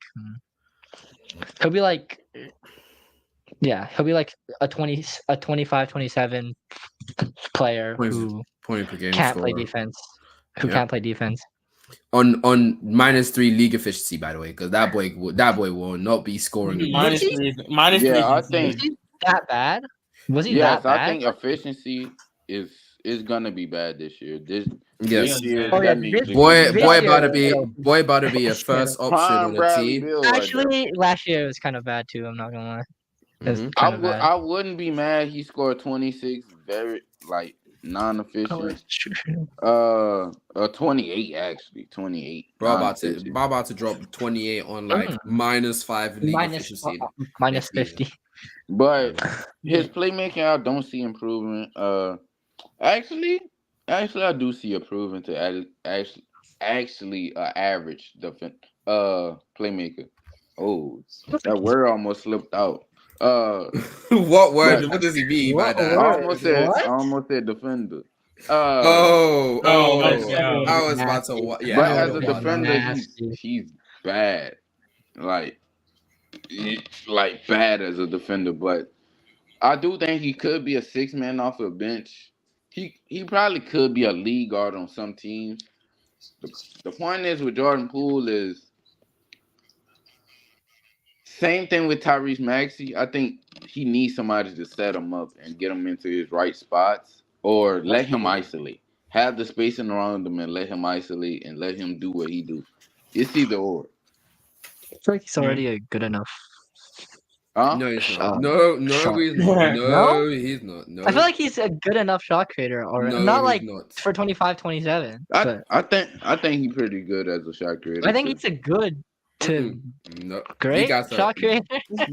you guys are blinded by that two seasons Maybe ago. Oh, I I don't might know be maybe blind. it's I might be. I how might be how blind. is maybe it's I because don't those know how games that you have genjutsu Steph. from 2 seasons ago was doing to you, but Jesus That Christ, was not 2 seasons yeah. he's ago. I'm not basing my what you call it off of last season. Like I think last season is like probably an outlier, but Still, that's me. yeah. I feel you. I But think like 2 seasons ago when he was actually playing good, he was actually a little bit efficient. It was a lot better. But Yeah. you know, Dev, did you give your opinion on this? On Tyrese Maxey. Yeah. No, on Yeah, I pool, did. I no. did. I think he's gonna be. Oh shit! No, Tyrese Maxey, Jordan Poole, my fault. Oh, Bro JP. is that much of a glazer that when he thought of Jordan Poole, he Oh, thought of okay, Kyrie. buddy. That's Oh, okay, buddy. crazy. You can calm That's down. Oh, Jordan crazy. Poole. I'm trying to think. Like a OJ Mayo, Monte Ellis. What's another score? Actually burned it. You just Ben Gordon type of player, elite Mhm. score. No, let me say elite score. But I think he'll be a good scorer. He'll have some years where he's inefficient. Some years he'll be efficient. I feel like he'll be up and down majority of his career. Mhm. I do think I don't see him being like a number one guy. I think he can be like a Bradley Beal type player. Like if he is a number 2, 3, I do see him being his scoring getting better. He'll be on his own team, so maybe he can learn from not being a shot chucker and taking better, having better oh, shots. I was about to say he was about to learn from somebody. That's what I thought you He were is a about to shot say. chucker. No No, cap. no, I'm saying maybe him being by himself, he can actually learn how to be a better scorer while gaining the majority of defensive attention this time because he's gonna have to and like learn how to not force his shot and learn how to like score in spurts and trusting his teammates. A defense not going to be there. I don't see it happening because he's one of the other worst guard defenders in the league. And I do like his handle. I do like his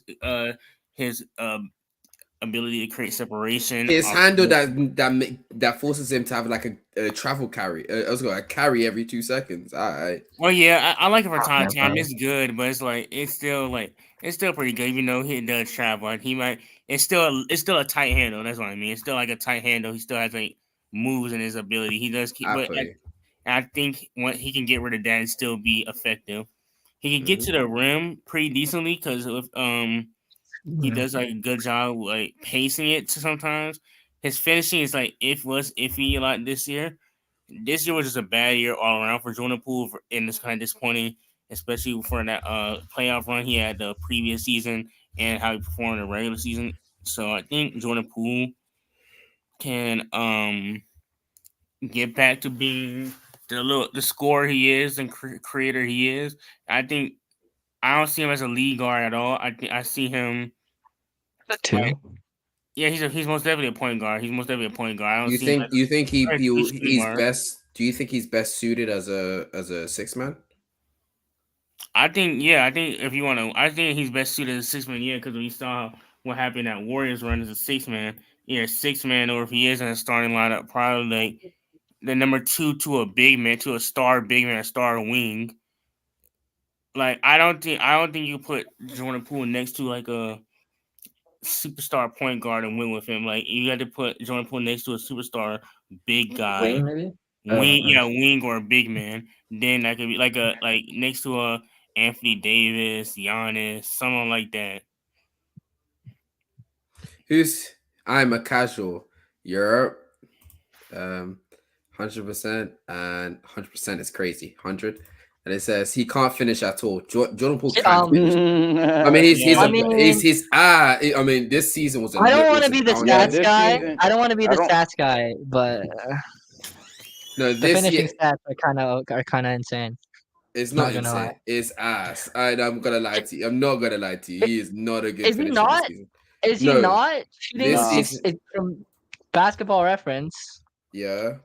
But He's remember, shooting it's 0 to 3 feet zero to three. isn't explaining So, to you. well, I mean, Yeah, yeah, because but from zero to you need to three, do actually attacking the rim. When it's showing you the rim, he's like shooting at like 52%. It's more where's of the the other is type of that? shot. It's not on Basketball Reference. You have to go to another site. Oh god. Okay. You have it, me right? You know the thing that Kilo has, Huh? the site that Kilo goes to. Me, you have that right? Me? No, I don't. I don't. No, I don't know what you're. me. Oh, okay. Wait, what No, you said? you know the site that Mu has, not Mu, Kilo has. You have it right?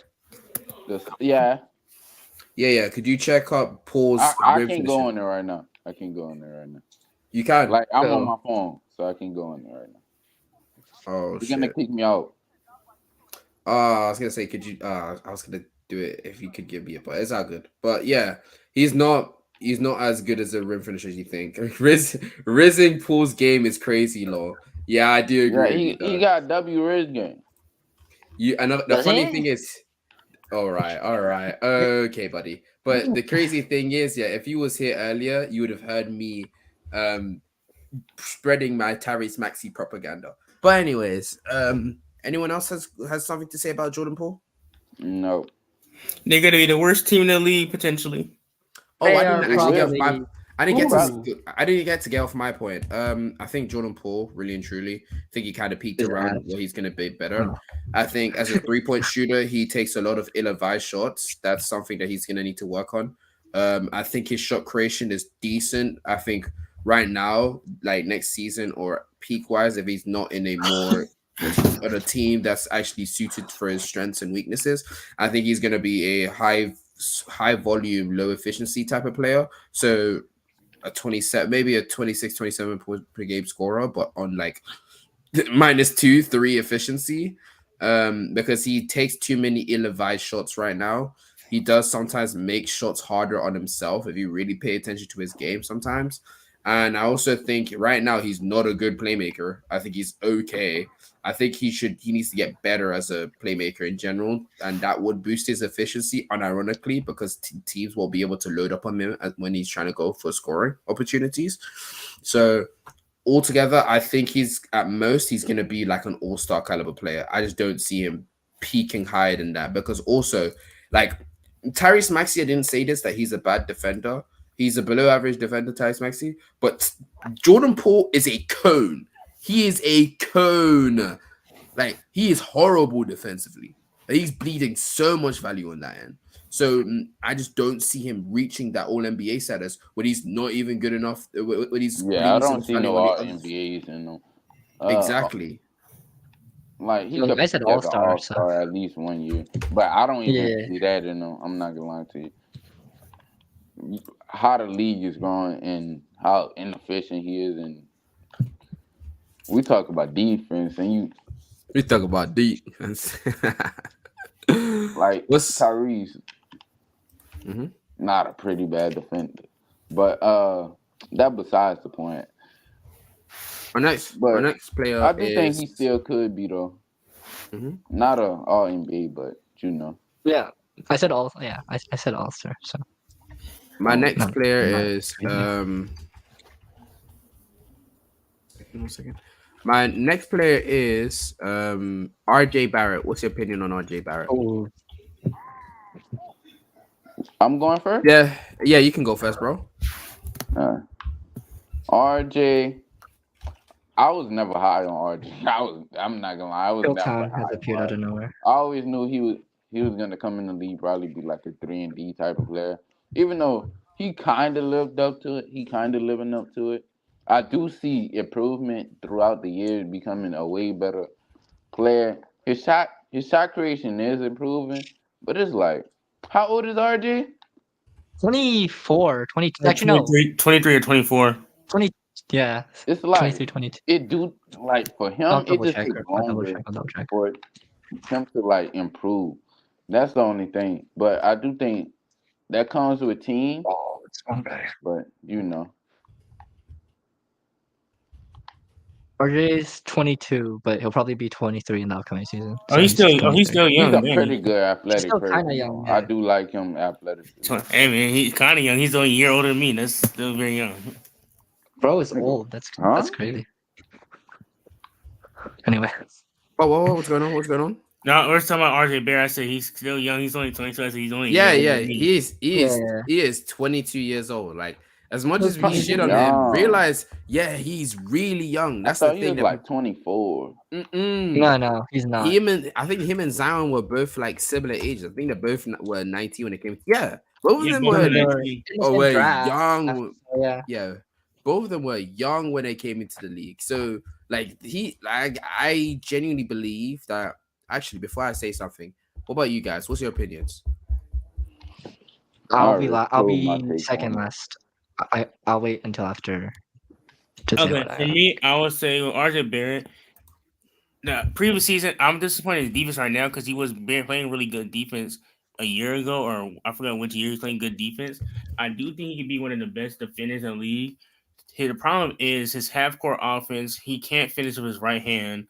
His inconsistent shooting because he also did have an outlier shooting season or a shooting series. And it's like RJ Barrett, because I see the potential, I see it. It's just he hasn't put it all together yet, and it is frustrating. Frustrating. Right now, I can see him being one of the best slashers, like two-way slashing in the league, improving his playmaking, being one of the better scorers when it comes to getting to the rim, and I don't see him having good pull up game or like probably a good better as a spot up shooter than like anything else. But I do like his ability. I think his defense, if he just be more alert and stop gambling, his defense should go back up. Because like I said, RJ does have a lot of potential. I do think he was, in my opinion, I think he was the second best player in the draft. But John Moran kind of stormed that away. I thought it was Zion RJ because I really loved RJ games in college. So what's your opinion on it? Like, what do you see him as a peaker right now? Like, what would you see at his peak right now? I don't think he is his peak yet. I think he's still getting better, still Well, developing. of course, yeah, I because he's think he, 22. I think the problem with him is situation because the Knicks don't have really great spacing, and Thibodeau's not really known as an offensive coach as well. and he does have Julius Randle also taking a lot of shots. Who's also another inefficient scorer. So I think at RJ, Julius Randle. Carry on. yeah, Julius Randle. I think Julius, Julius. Julius, Julius Randle, and I think at Scoolius his is best, nasty. Carry and I think at his best, Scoliosis, Randall. Scully. No, that's actually insane. on. What the He's fuck? a Scullius is Randall. I think at RJ's best, Mm-hmm. I see him as an all NBA defensive team guy. I don't think he'll Yeah. make a. Actually, yeah. I don't see him as all NBA first team. Maybe not all NBA first. Could make an all NBA third team 1 year. Maybe I don't know because of the defense of him being a great defender and also he's a valid scorer, valid enough scorer. I think he can be that as well. But I do love. I think with RJ Barrett as a solid number 2 guy for a team. That's why I see for RJ Barrett a nice number 2 complimentary guy.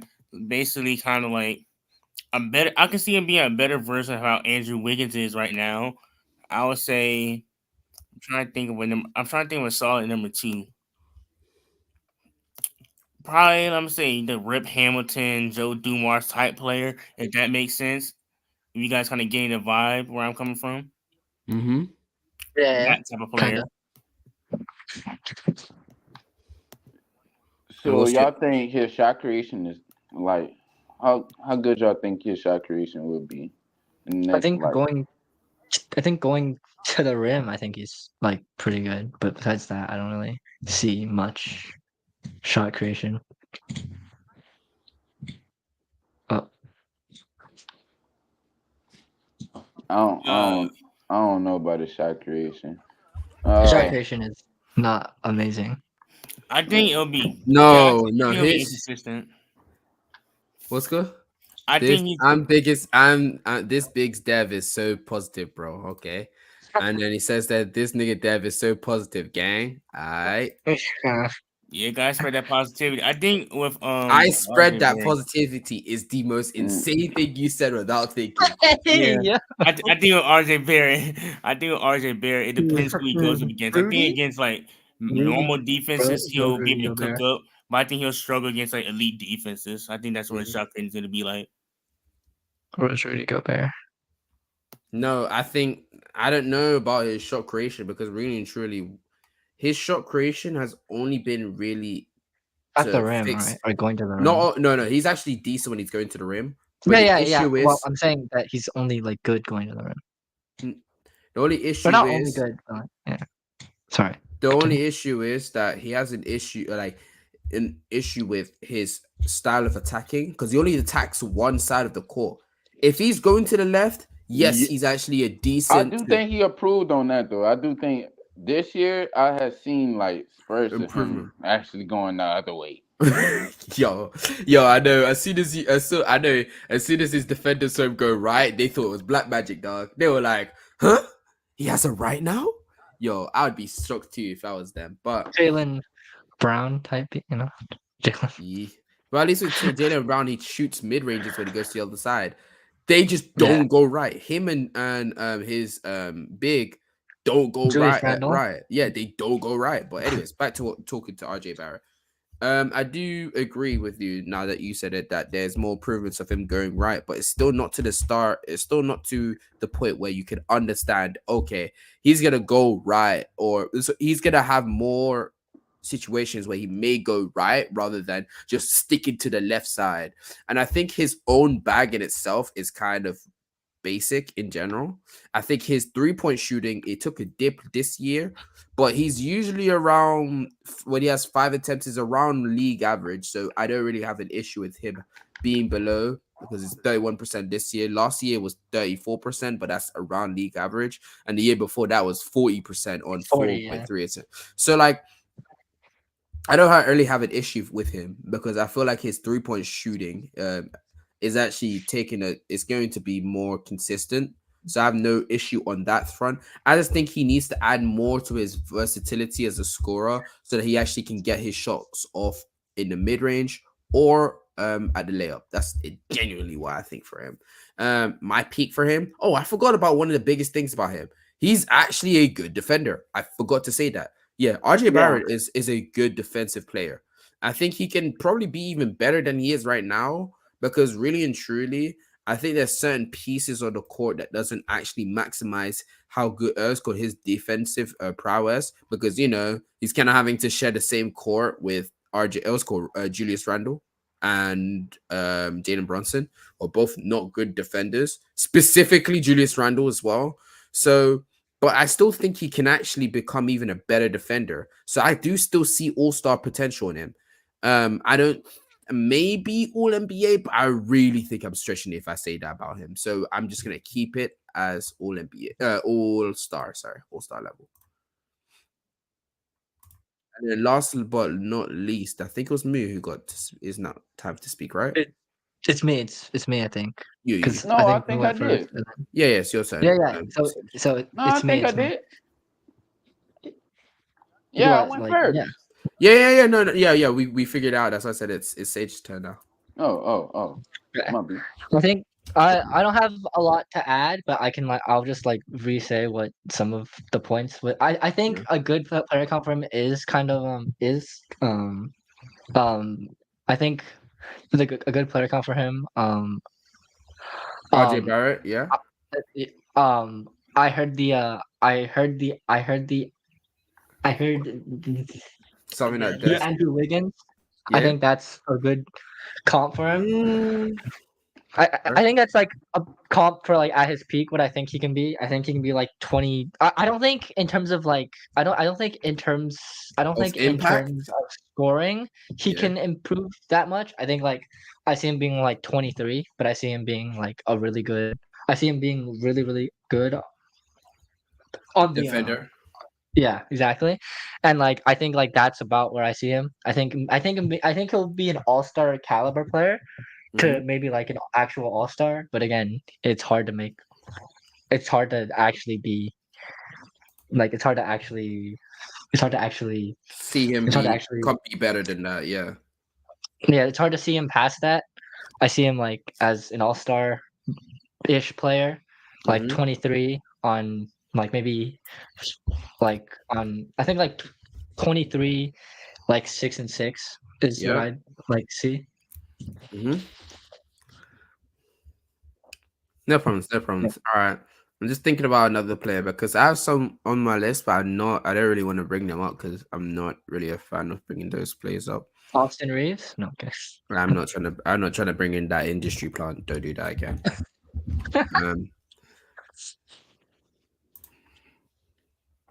Um. Let's see. How old is Mikal Bridges? I'm actually curious. He's One sec. 27 or 26. 27. Never mind. My fault. Yeah, he's not a young player.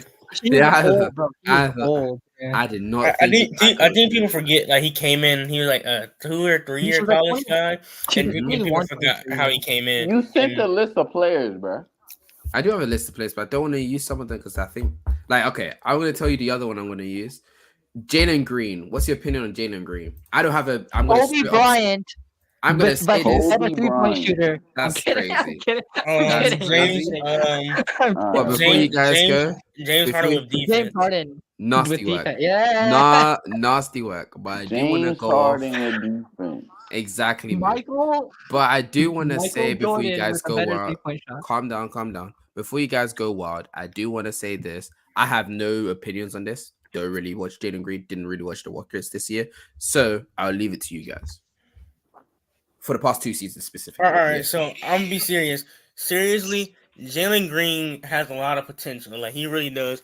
He has a potential to lead this league in scoring. And Mhm. one thing I like about Jalen Green, he was kind of inefficient this year, but it's also due to him, but also due to the team and the scheme and the spacing. Because if you really watch the Rockets, they didn't run no sets. They didn't. It was like a 2K. It's basically like they're running 2K. There's a freelance offense, and he would try to cut and like Sengun and them. He would try to make passes, but his passes would be so predictable because they're like not running offense. Because Sengun, he's a good Nigga, passer, but he would like stare off a defender, like stare at a defender and will pass it. But the thing about Jalen Green game, I like he's one of the best athletes in the league. And Oh with the yeah, he is. Yeah. athleticism, he get to the rim, great bounce. He get to the rim explodes to the rim. He has a good pull up jumper as well. He has a good pull up game, and he's actually, unlike other young guys, he actually uses the mid range, so he doesn't have that problem like Tatum or like some other young players that don't use. He actually is a 3 level scorer at Spurs, and his 3 point shot was kind of up and down at the beginning of the season, but he picked it back up. And I like his ability to he has a great pull up game, a great hezzy game, and he's developing his ball handling more with Kyrie Irving.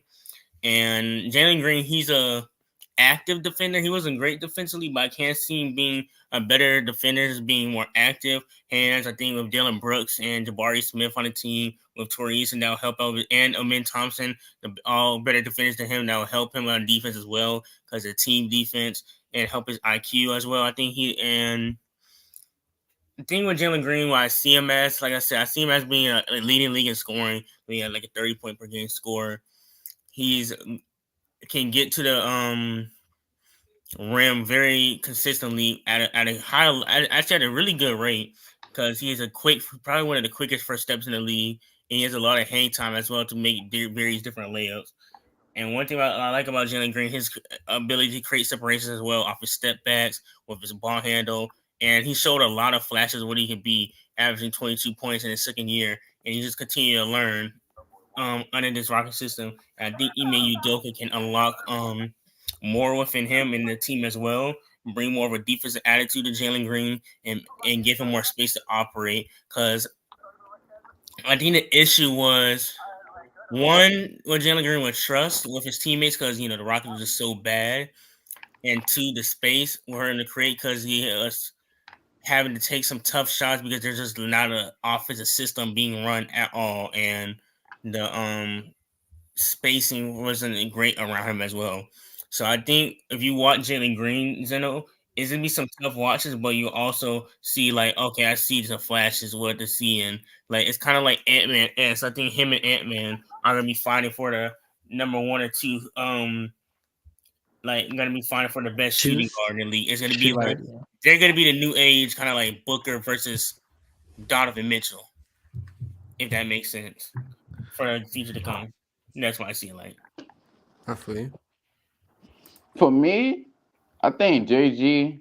I really like JG game. His game is I can, I don't know a real player comparison, but because I do need to see a little bit more, especially this year while he got a playmaker and just at least a decent player next to him.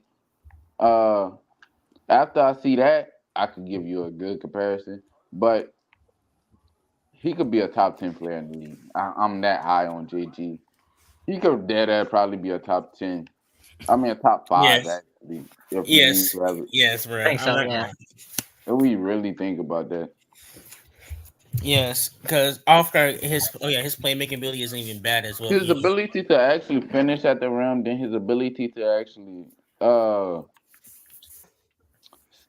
he's a really good slasher though. Mm-hmm. Uh his shot create his shot creating aspect of the game, I do think it needs to get there. His playmaking.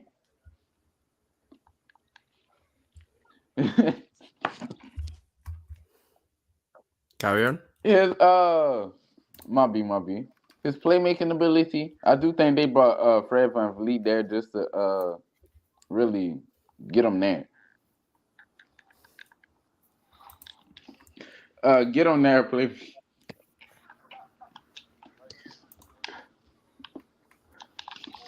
You good, bro? Defensive wise, I don't know. I don't know. They do say that people do say that he could be a good defender. I just don't see it yet. I don't see it yet. Mars said he could be MJ. I don't see that either. I don't know Yeah, he's why. trolling with that MJ one. with a MJ with a MJ three with a point better shot. 3-point shot, bro. Nah, I'm he telling you. kind of trolling, but he kind of being serious at the same time. Like he think he could be a very solid player. If I had to compare him, I think a lesser T Mac, because his scoring reminds me of that T Mac type, because the way he can get to the mid range slash to the rim and shoot the three at a really good rate. He does all that at a good rate. He's not really bad at none of those things. The things I think he'll be elite at is the rim pressure. I think that's the thing he'll be elite at. I do think his off ball play will be better be there. Better be there. Like this season, I hope they run through Fred and Sengun. I really hope they run the offense again through Sengun. But How many years would you say it'll take for Jalen to become a top 10 player? What's your guys' opinions on that? to be Like- honest, 3. I'd say 3 to 4, I somewhere think in that 3. range. Give him What a about you, competent Dev? squad. He's damn near almost there. Oh, I would say. I'm trying to think. I would say 3 because it won't happen this season. In the season afterwards, I feel like the guys that are already ahead of him or older will be like going up. So like their guys that are coming out the top 10, like the LeBron, he probably be retired then. By then, Curry could be retired, and then I think by 2026, yeah, 2026 he'll be top 10 for sure. Or probably, well, I'm gonna say 2025, 26 for sure. But 2025, I won't be surprised if he's in the top 10. Could be in the top 10.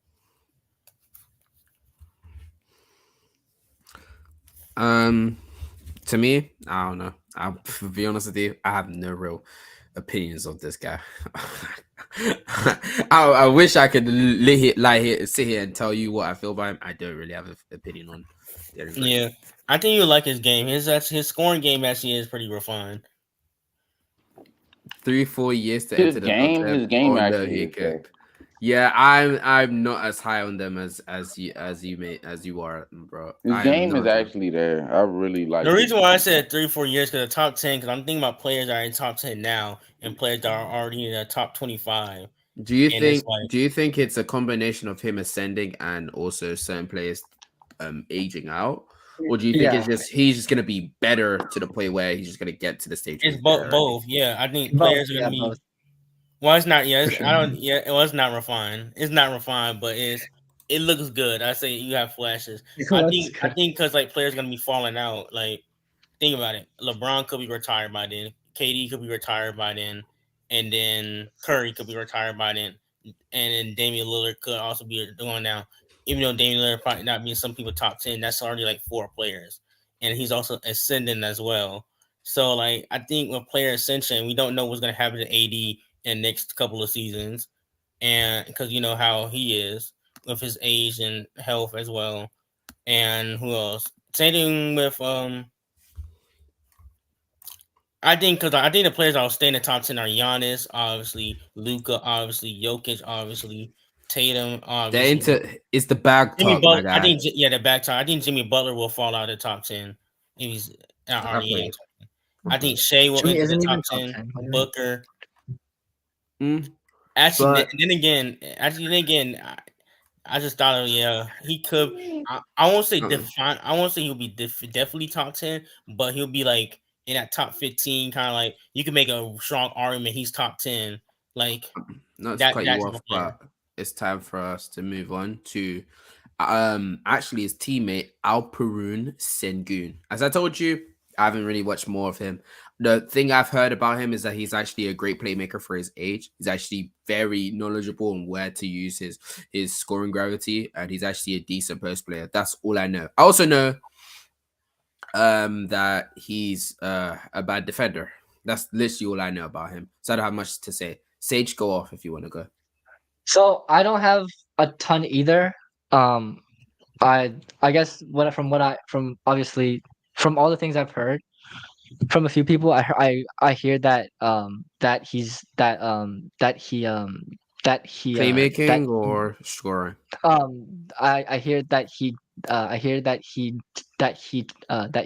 telegraphs His- that he telegraphs His scoring options his or passes passes? Cool. his passes at times, and he's and obviously he's a cone, and then I think maybe his peak. I'm not too sure yet. I think I have to wait to completely see because again, Then I don't have a ton. Get up in here, bro. I already sent you the link. Come on now. I don't have like The disguise in the back talk is a nasty thing to do, Xeno. Hey, I knew it's a back talk. That's why I was asking. But hey, The real bag talk is DG Darius Garland. GG. That is back talk. that was a lot of back talk from me. I ain't gonna hold you. Like You what? have I to wanna when see you bring up Darius Garland. I did think he Hey got man, top 3. baby Jokic. But Maybe Jokic, max. But I need to. I think I need to wait and I need to see a bit until I can actually have like a full peak for him. I don't really Yeah. have one at this current time. This But year, I didn't. I watched a few games, but this year I'm watching. This year I gotta watch because he got very good shot creation from other players. He got Sengun improving as a playmaker, and just the whole team just coming around as a great team. I do think they're gonna be a good team.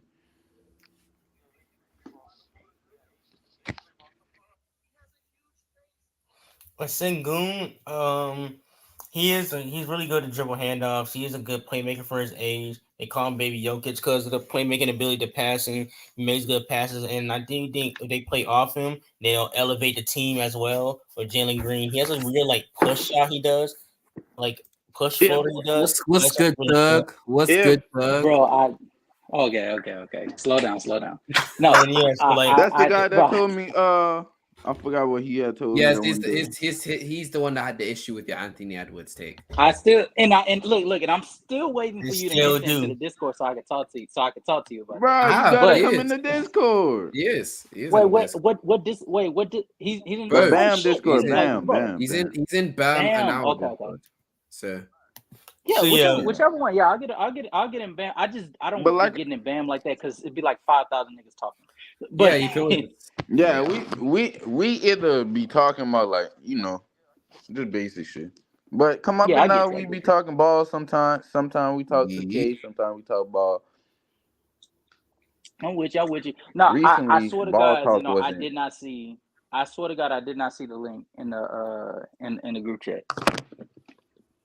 As soon as you said I saw that, I felt dumb as shit, bro. How do y'all not know about my guy Sangoon? I don't watch. Especially, Watch him say Xena. especially.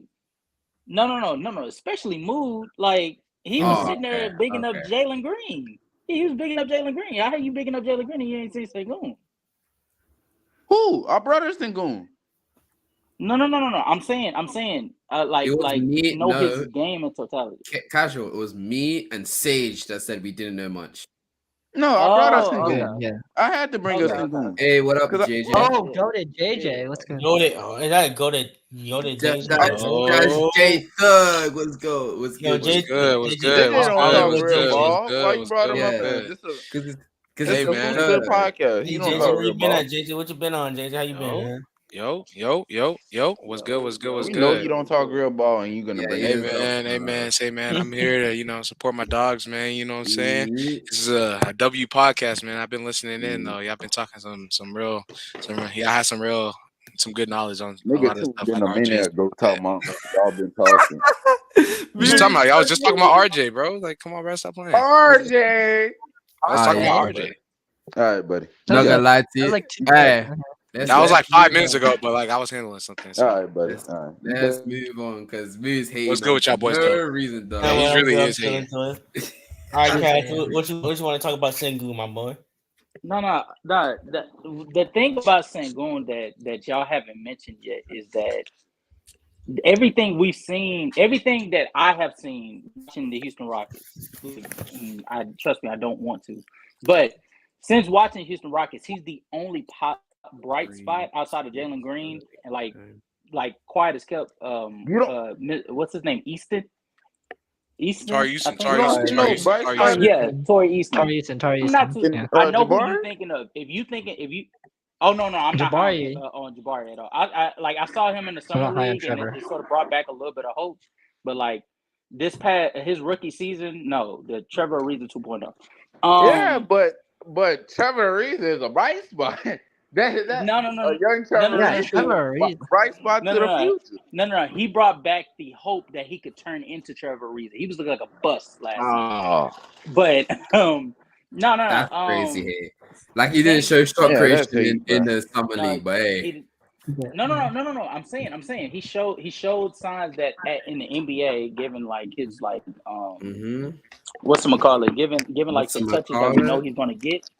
yeah, No, like the touches. possibility of touches, like the areas he'll be getting the ball and stuff like that. He'll be Mhm. He'll be Trevor Reese 2.0. Yeah, But Trevor Reese, yes. Trevor Reese, facts. Trevor Reese. Yeah, But I talked about Sengun. I had to talk about no. Sengun when. Yeah, no. What I'm like Xeno knows that I was gonna come at him at some point because like how many times have I been Pause. talking about What this do you dude? mean by that, I've dog? been coming at you. Pause, please. All right, this guy. Yo, we're trying to keep it Yeah, I'm not even PG gonna lie to you. here. I think he's reaching for that. Am I tripping? Am I tripping or is he reaching? No, he no. reaching. Nah, of course, Okay, I JJ. figured. Alright, buddy. Alright, JJ. Okay, all right. I was just checking. But no, I've been telling Xeno for the longest that he need to look into Sengun because Sengun, I ain't like trying to people look into that, bro. people are in love with Jalen Green, and don't get me wrong, I'm fascinated with Jalen Green's game from the standpoint of I'm wondering can he be the best player on like a playoff or a championship level team. That's my curiosity because I see the scoring like capability, but like when it comes to like the inconsistencies on the scoring end, his lack of ability to be able to like man an offense as like the main ball handler and his defensive inconsistencies. Like he has these moments where his athleticism just like puts people in boxes, and then he has like moments where like you're wondering like how the fuck is he letting this athleticism go to waste? So like he's like a polarizing player in itself to me. But when it comes to Sengun, he's the only player on the Rockets that I am completely sure of. Like I have no doubts that what he's going to turn into. He needs to be the focal point of the Rockets offense as like the distributor. That's what I said. Everything needs to run. See, my only thing is though, I respect like what you're saying about Sengun because a lot of that stuff is true, but like, at what how good do you think he really can be and make that team? Because honestly speaking, right now, I don't think he's gonna be like one of the best bigs in the league by any means in my eyes. No. So when I look at Sengun, and I wouldn't want to run. This is my. Before you guys carry on, check the private chat. I'm going to be going for a bit. I see a top 10. Okay. Top 10. Go ahead, go ahead.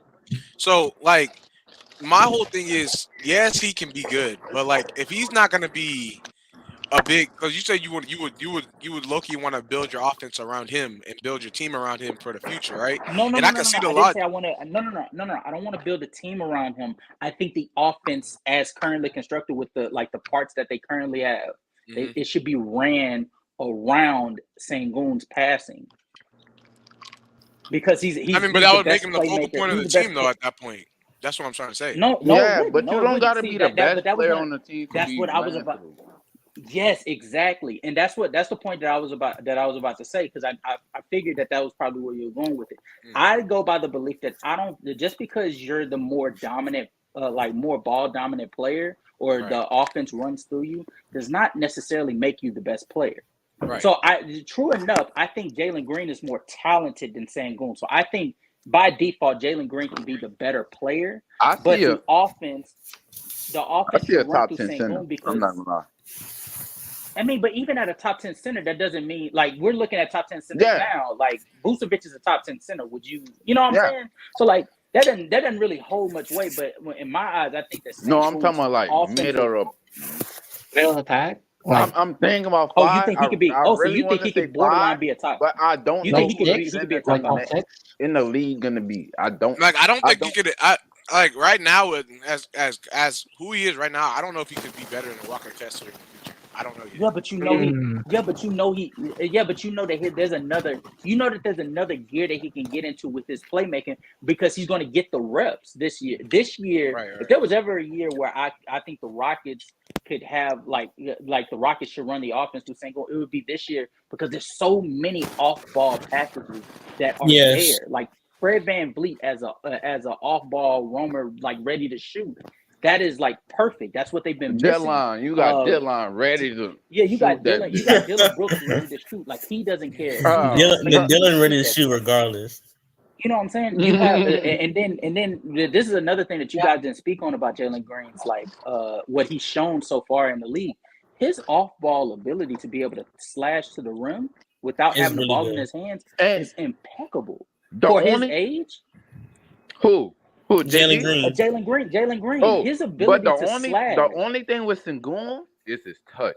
I when he approved his touch, I don't think his defense ever gonna like Oh no! I think he'll always. ever I gonna think he'll get there. always. But I think Sengun's defense will always be as bad as it is. It may get like a I slightly do think better, it but could slightly get better better still to at means least like he's a bad average, defender. but or below average.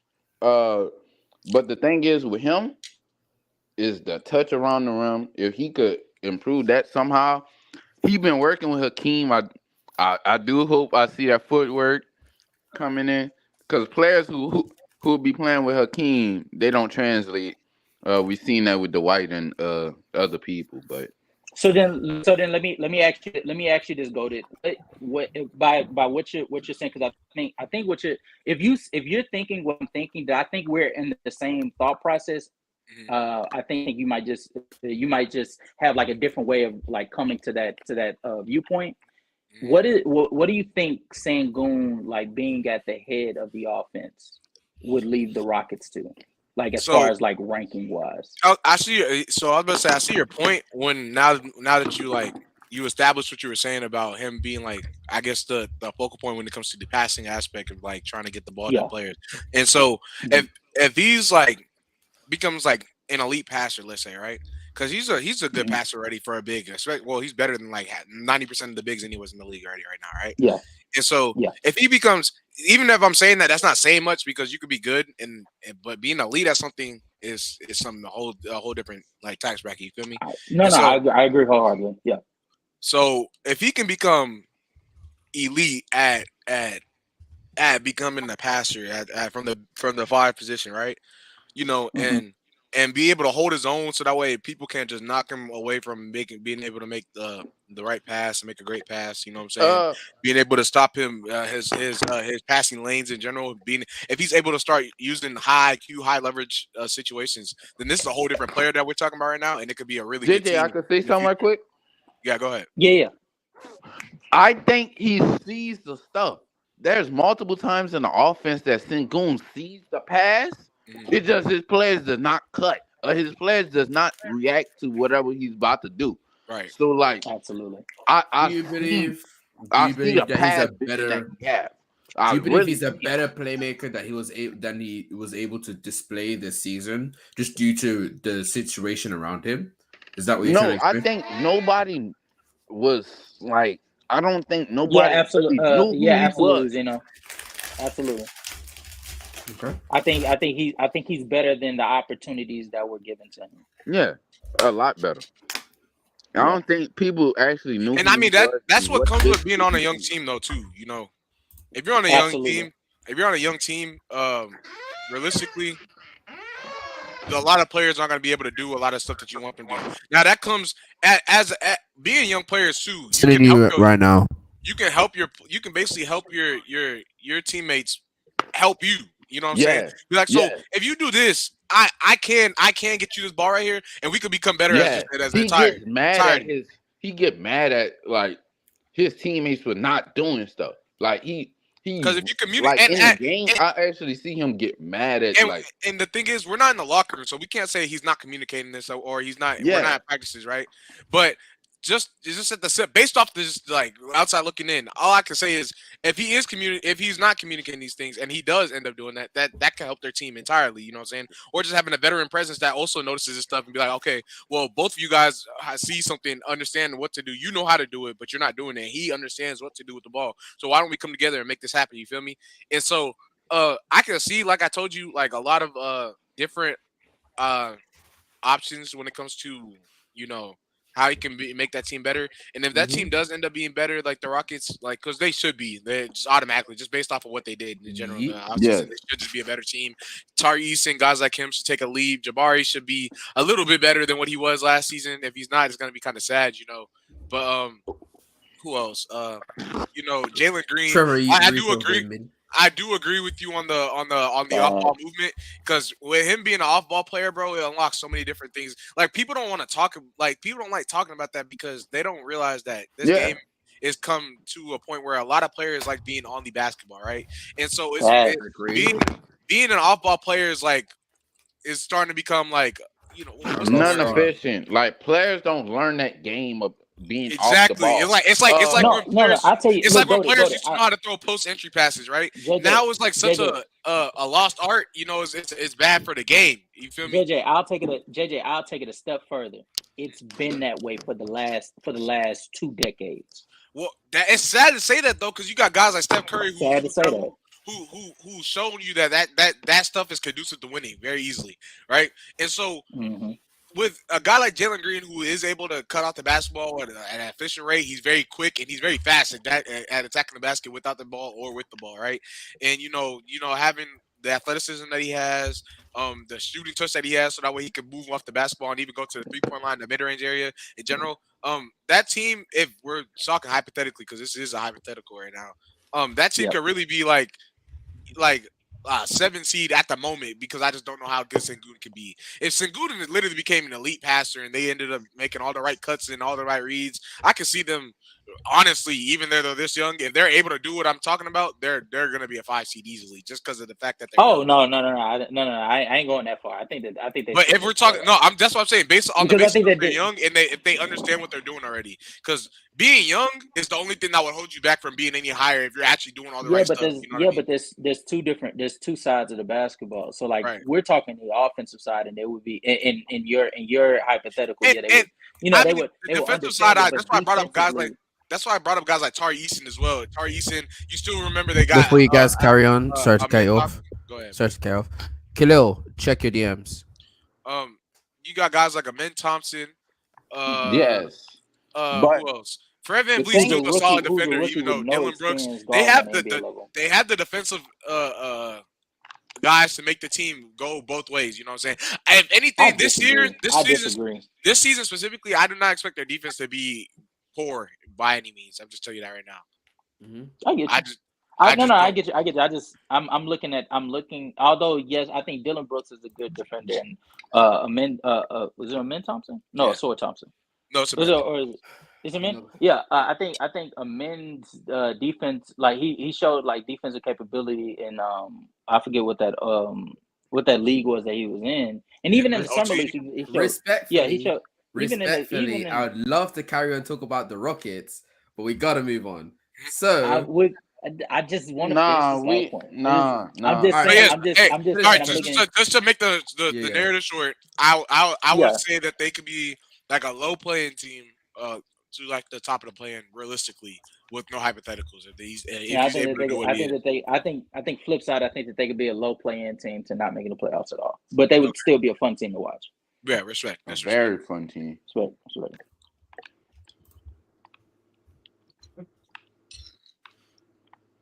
All right. Okay. All right, guys. So we're moving on to Cade Cunningham. Yes, thank you. We can move on to Cade Cunningham. This is what happens every time Casual comes up in here.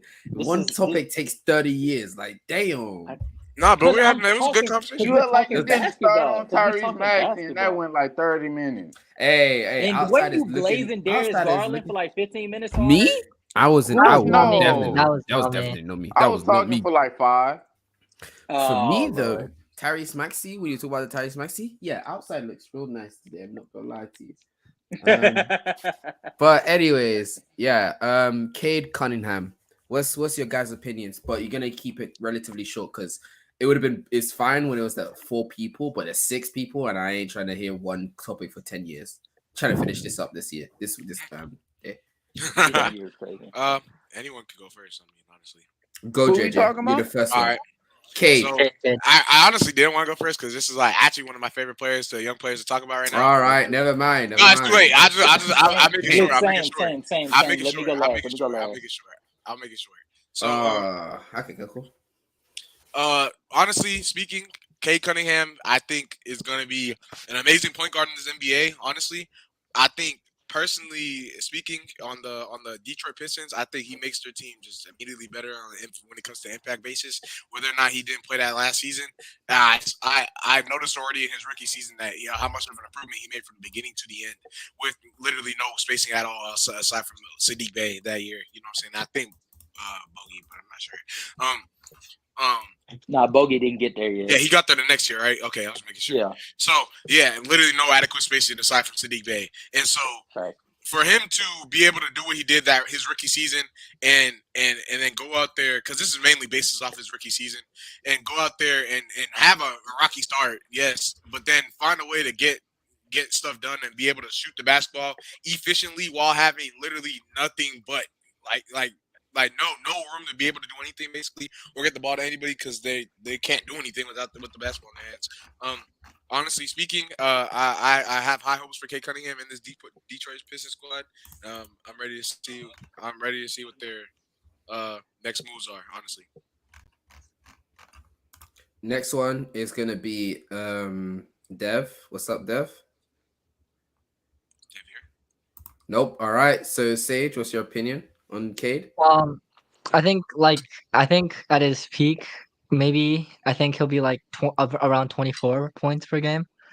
I guess That's a low bar. That's a low bar. I ain't That is a gonna low hold you. bar. Is it? But That's a low yeah, bar. Is it? Yeah, that's a I low think bar. I In think today's I think NBA? he's one in the today's NBA too. I think he's already shown that he has the ability and and kind of back enough to actually push his scoring average up to 27 at least. I think his Yeah. 3-point shot is going to get even better than it is already, especially when you sit down and think his spacing. He probably has the worst spacing in the league. Not right now. Not at this moment in time. No, Not I mean in his rookie year, because that was the only year Yeah, he really and had. he became a way better shooter towards the end. So. Exactly. So that's what I'm trying to say. I'm trying to say even then you would see showing that he was getting better constantly as a 3-point shooter. It also showed that his mid-range shot creation was getting better. His shot creation from the mid was getting better throughout the whole year as well. He's actually a decent defender from the jump already, which is a plus already for a young guard to be a good defender from the gate. His playmaking is not amazing, but it's good. So the fact that if you sit down and you realize his first year, he is a decent 3-point shooter. His shot creation from mid is okay to bat like to slightly below average, but that's just a young guard in general. His playmaking is good, and he's a good defender. I don't see how that he can peak out as a 24 point per game scorer just from that alone, because also when you think about his ability to maybe even play off ball, I just don't see it. He could become even better. I think he's going to be averaging like something crazy like 27 8 and 8. I think it's going to be something crazy like that. Maybe it's an understatement, bro. He most definitely can. No, I think 27, 8, and 8 is like the bare minimum expectation for this kid. For Cade? Yeah, for Cade. Yeah. I say for Cade, I don't see him averaging like big scoring numbers, because I feel like with his value on the team, especially with the players he have around him, he'll be more of the playmaker. I say 25. I'm not gonna say like I'll say 24, 25 with around like 8, 7 to 9 assists, because I do like his playmaking ability. He is a very he's not the best athlete in the world, but he's still a good defender with his IQ. He's one of the more high IQ players in the young players in the league. And I love he has one of the highest upsides in the league to be a top 10 player as well. And I think with Cade being to the team, we're going to see Detroit play a lot better, because I think with Cade, he'll slow the game down, get people to their spots. We'll see Jaden Ivey become a better scorer, more efficient scorer. We'll see Jalen Duran get a lot of lob dunks, because if you watch some of Rico Hines runs, you can see them have that big chemistry, I think. And I also think Asor Thompson going to fit right well in transition, being a defender for the Detroit Pistons need. I think with Cade Cunningham, I can see him being an elite defender, playmaker. He's basically like a taller J Kidd, but a better shot. I'm not saying he can be Jason Kidd. It's kind of hard to give him a player comp, because he's a 6'8" guard who's a pretty good 3-point shooter, good playmaker. He doesn't really have holes in his game. Can I get one? What's up? Jalen Rose. That is a good comp. Only thing about Cade, I'll say he needs to get to the rim a little bit more. He probably doesn't get to the rim as much as I want him to especially for his size. And that's one thing I said. Yeah, okay, I do want him to get to the rim a little bit more for his size because he can obviously have a mismatch against majority of people, especially a lot of guards. Maybe not too many wings because of his speed, but if he becomes crafty, still just use his handle and craftiness ability like how Luca doesn't, then I can see him getting to the rim a lot better. All right. Wait, you actually golf your shit, right, Sage? I mean, kinda, yeah. I got a question before you go, Sage. Dev, when you spoke about Cade, and you said that you don't think that he can reach 27, 8, and 8 because you think that he's a passer, right?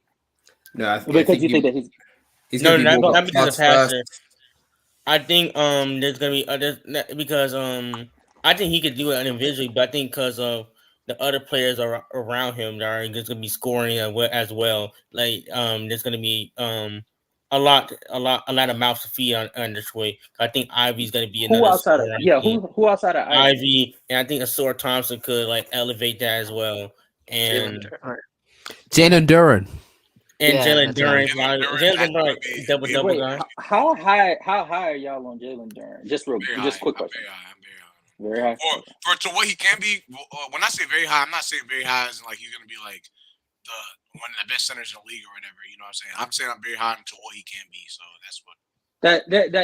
That's sort of my thinking. I think Jalen Duran is more like, if there was like a person right now that I could look at and say like that could be Jalen Duran just in a different way, is DeAndre Ayton. I think Jalen Duran is a way better defensive. He's a way better defensive. Okay. No, I think he's a way better defensive player than DeAndre Ayton. But as far as like getting touches and converting on the offensive end, exactly. I think Duran the thing is, that. he's accepted the fact that he could be a lob threat.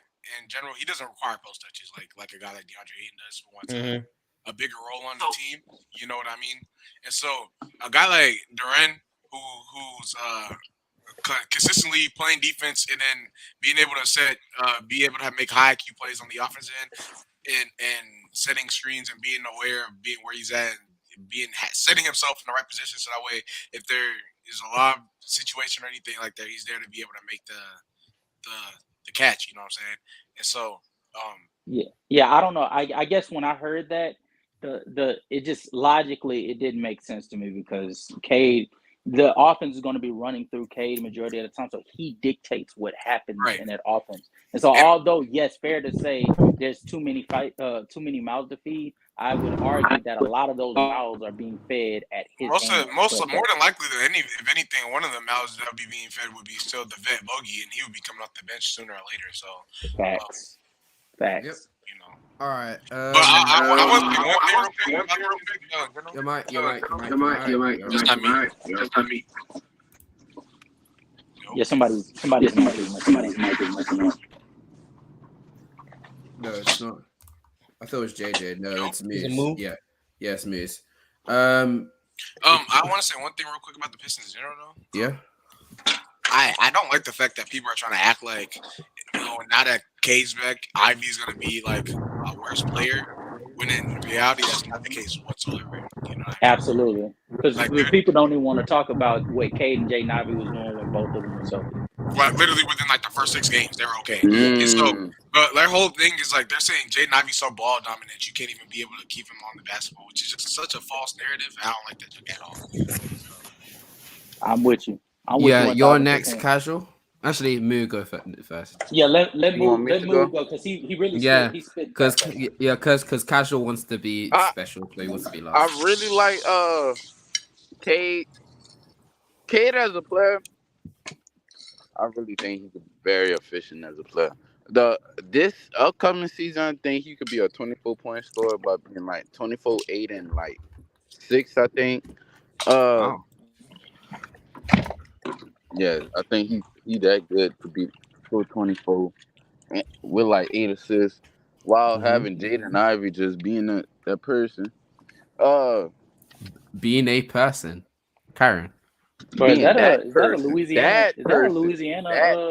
That's Louisiana accent? Hey, Hey, bro. What? Yo, let me carry on before I Castle, start. you from Hey, bro. Louisiana?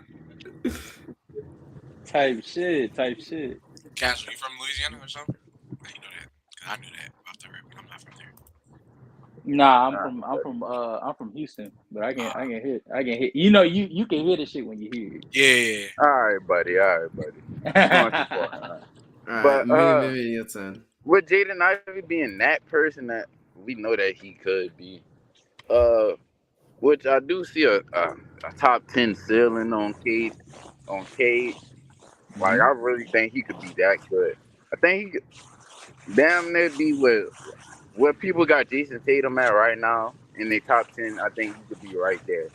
Oh, I Years. thought you were Like- saying the same player. I was Oh, actually, no, yes. no, No, no. I agree with that too about Cade. He's like what? Then 6 in the league.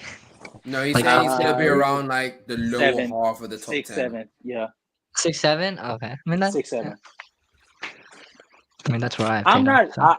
I would. I don't know. I would have to say the names out loud because I feel like you guys are underrating how many talented young players are in the league that currently, like right now, really have a claim to that throne. Like nobody's talking about Darren Fox.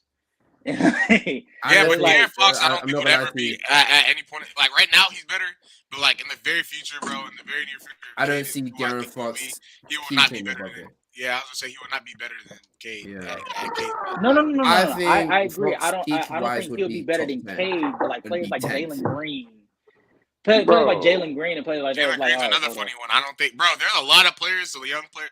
Like I think Cade's at the upper echelon when it comes to these young guys. Yeah, like I Facts. said, let me tell you the names Bro, that I they have on the kicked list. me. What kicked you? Anyways, I have the names that right here, which I think that are going to be like in the top 10. It's all good. No, I think Luka? JG could be like, I don't know. I'm higher on JG than Cade, but Yeah, some people are. That's respect. But the names Yeah, that I also think higher is than Green, Luka is gonna be Luka, Giannis, because Giannis is relatively young. Yeah, he's like 27, 28, right? No, that nigga's think, like- about to be 30. He's Oh, about to Yeah, be never 30. mind, never pushing- mind, he's never pushing mind. 30. I was All like, right, what the so- heck? about to be Giannis is 30. not considered a young player. Look, so he Luka, not pushing Shea, Anthony Edwards. But those guys won't even be considered young players either. But they'll be at the top. Yeah, but you're talking about when they reach trying to Yeah, reach that's the what I'm top saying. 10 They'll area. be like at the top of But the that'll be in his era, though. That's what I'm trying to say. Yeah, no, for sure. So Zion Williamson would be another one. He would be You have better than stuff Zion. like Because Evan- Zion is never gonna stay healthy. He will be yeah, consistent. Evan No, Mobley but would when be one healthy, that Zion could be is one When too. healthy, I think Zion is up there. Yeah. Um, Sorry, continue. I think that's pretty much it, really. I could sit Yeah. down and think about maybe I John honestly- Moran. John Moran, if he ever gets a jumper. Ja might be better. Might. I don't They know. might- they- Y'all that- are they might be sleep- the I feel like you competition. guys Then Cade, I feel like at his I best, feel like you Cade has a guys lot of dis- potential. I feel like you guys dismissed Darren Fox's name. I just I mean, don't. Bro, it's I'll not be even- real with you. It's not even It's not being dismissed. dismissed. I'm not gonna lie, bro. I think I think you Darren guys Fox is going to just peak dismissed. as a top. Is going to be peaking as a 10th best player in the league. Exactly. I think Like he's gonna be in that And I area where think- Damian Lillard is fighting right now. and I Like, think- exactly. and I I would say rolling exactly. in and out of his bed. I don't. I think Darren Fox Fox my peaks within the top 10.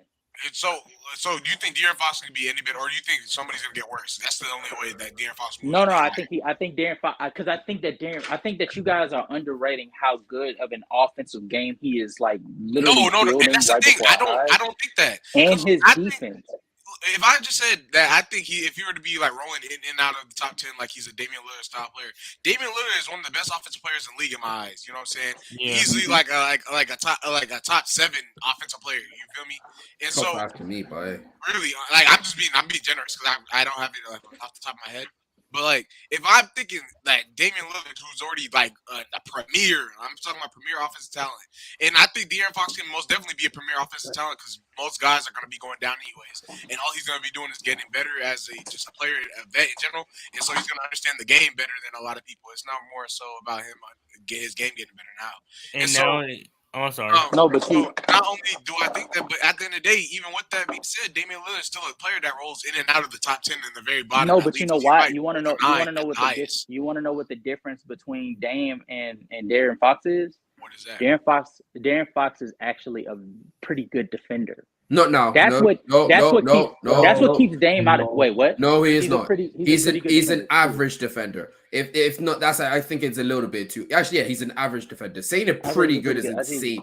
He's not. What is He's not. how's pretty good? All right, well, how's He's pretty he's good? he's, Insane? Do we have to do? Yeah, Do we I have to don't do think the he's. numbers? Do we have to do the number scale every time? no.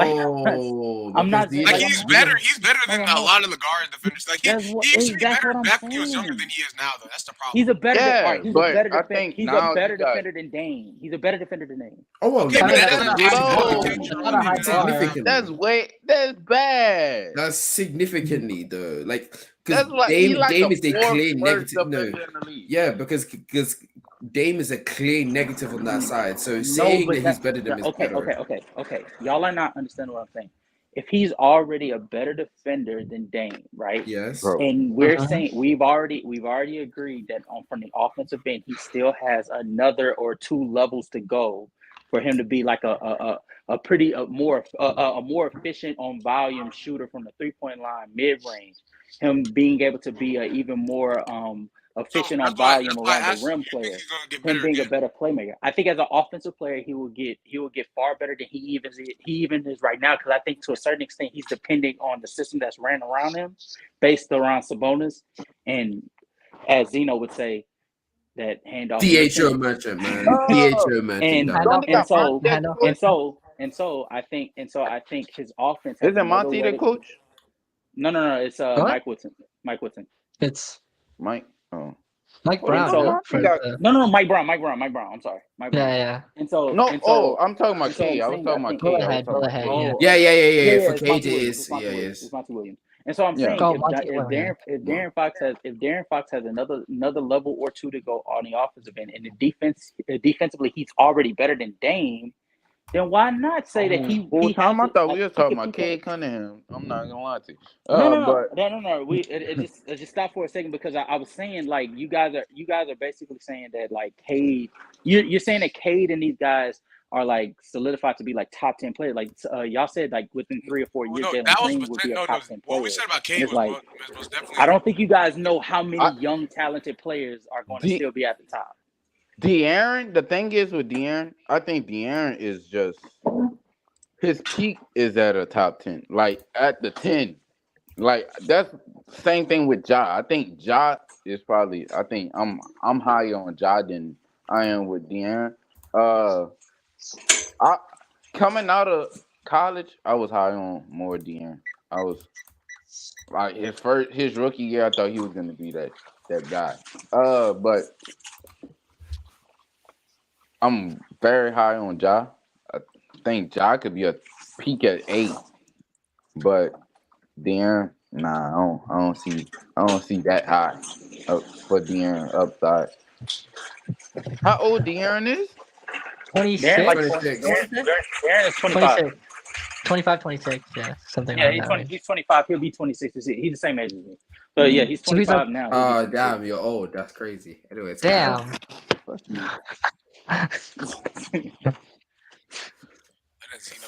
Yo, young buck. Just the old heads. Old ass nigga, dog. Okay, chill down. Okay, next.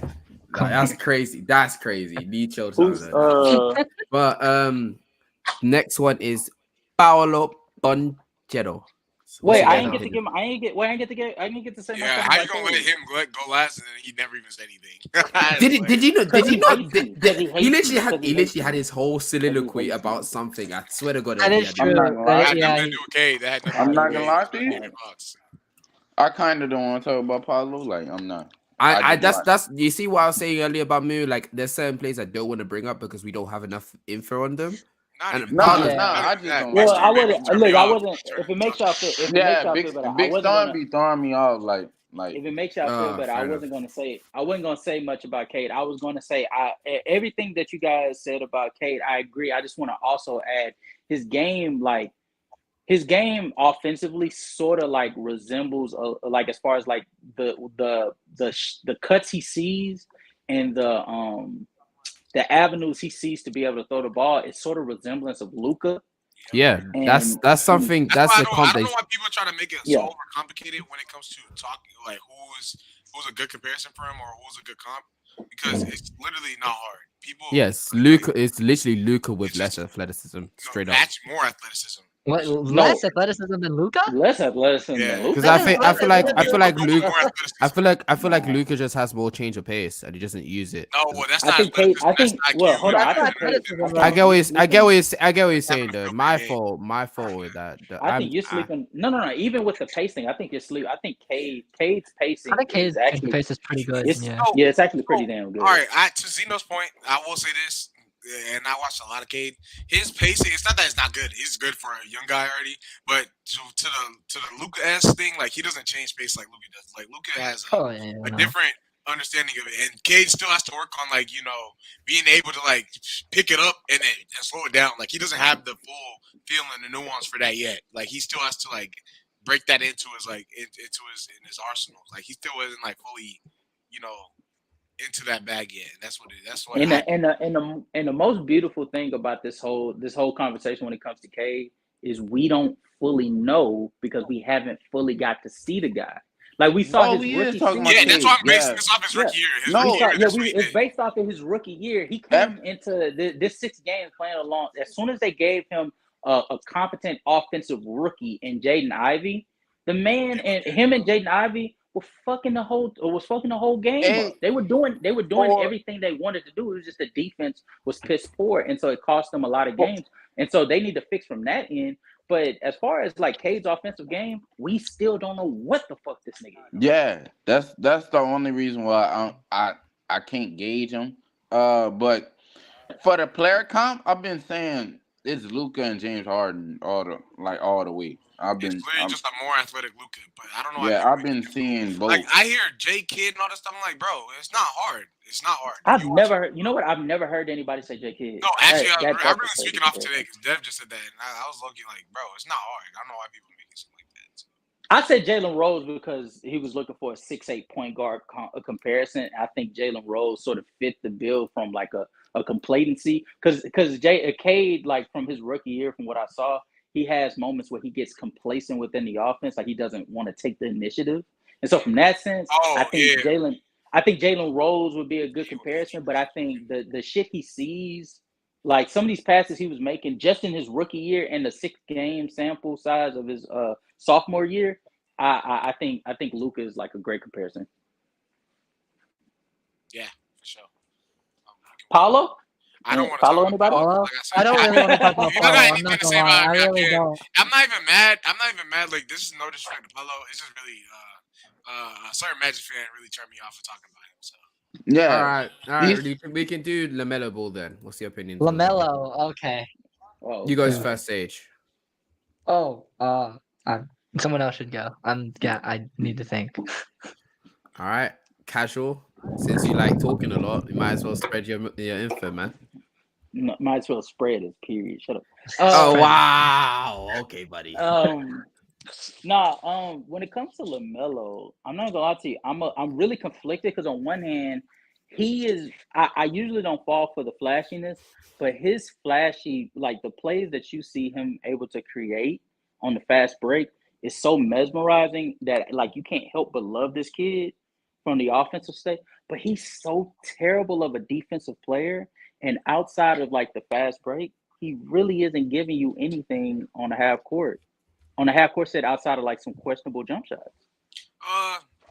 Like when you really think about it, when you really think about it, how competent of a PNR player is he like to run that consistently? For what? Oh, I mean, Like PNR. of pick and PNR? roll. a he's pick and gonna- roll okay. player. so my problem Yeah, with like yeah. that, until you got Mark Williams, then even then he got hurt too. But like, and they were just not getting together. When it comes to running the PNR, especially when he first got there, I mean, I don't know what people wanted him to do. Like he was just on a horrible team, and he ended up being able to run pick and rolls with a 6'6" lob threat. So like, which was way better than and throwing lobs in general to other guys. But like LaMelo's half court offense right now is a lot hindered due to the fact of personnel around him. And I will admit, even if you are a good playmaker, you're still supposed to be able to at least create a little something. And that's where I can see the point of where his half court issues do come into play. And I agree with some of that. But I do think every player that's at least has a style or a sense of playmaking, even if it's in a transition, if you can play playmaking half court. It may not be to the standards of like Trey Young or LeBron or something like that, because you're an elite transition playmaker, but you should be able to play make in the half court if you have the right personnel around you. And so that's why like the best way I could put it simply is if you can play make a transition at a high level, if I give you the right players, then you can make some work. You can make our offense work in the half court to a degree. And so let's take an example for a guy like Russell Westbrook. You know what I mean? When Russell Westbrook didn't have the personnel in the half court, his half court game was shut down, and so he had to rely on transition playmaking heavily, right? At when he was just him and KD, and so the whole notion that right now LaMelo can't play making half court, I don't agree with. I think he can. I just don't think he can do it at the highest. I don't think that he can't. I don't think that he can't. I just I know you didn't. I'm speaking in the totality because that's a lot of people do say he can't play making the half court. Yeah, because I heard you. I wasn't saying you said that. I'm saying in the totality. Yeah. And I just don't agree with that notion, because if you're able to make cross court passes from a transition look, it's mainly a lot of the stuff has to do like you could create. Players can. There's certain players that just, irrespective of their talent around them, they can create in half court no matter what. You know what I mean? But some players, even though they're like high level transition playmakers, if you don't have the right personnel around them, they can't do a lot in the half court. And so he has to start creating for himself, and that doesn't help him either if them guys aren't helping him. You know what I'm saying? I get you. I get you from a getting results standpoint. But when I speak about these players, I don't speak from I want to see results. I'm speaking from I want to see you try. And when I'm looking at him, I don't see him try to diversify his passing catalog or his playmaking catalog. I'm seeing him really just like settle for the bare minimum. And that's not good to me, because one of the things that I loved about Devin Booker when he was playing on those terrible teams is you saw him try. Like he was experimenting, so that when he did get that, that good player alongside him, or he did get that quality team alongside of him, right? He knew what to do with it, because I've tried everything. I know what works for me, what doesn't work for me. I know, he figured out his niche. When it comes to LaMelo settles. Like, it's not a coincidence that when you look at him and Miles Bridges on the same team, all you can think of is lobs, because it's literally all that they were doing, because he wasn't attempting to do anything else with anybody else. He was getting a lot of open looks in the corner too. When Miles Bridges was able to play, he was getting them open looks in like the corner and open 3-point shot looks in general, because LaMelo was okay. Right. Yeah, I see what you're saying. Keep going though. One question I'll ask you is, with Terry Rozier, what's the deal with Terry Rozier? I mean, Terry Rozier, I think is his second season when him and LaMelo were playing together. What was the reason for Terry Rozier's usage rate being so high? Because they needed a secondary creator. That's fair to say, but when I was looking, you literally just saw LaMelo just standing by watching Terry Rozier create. It wasn't.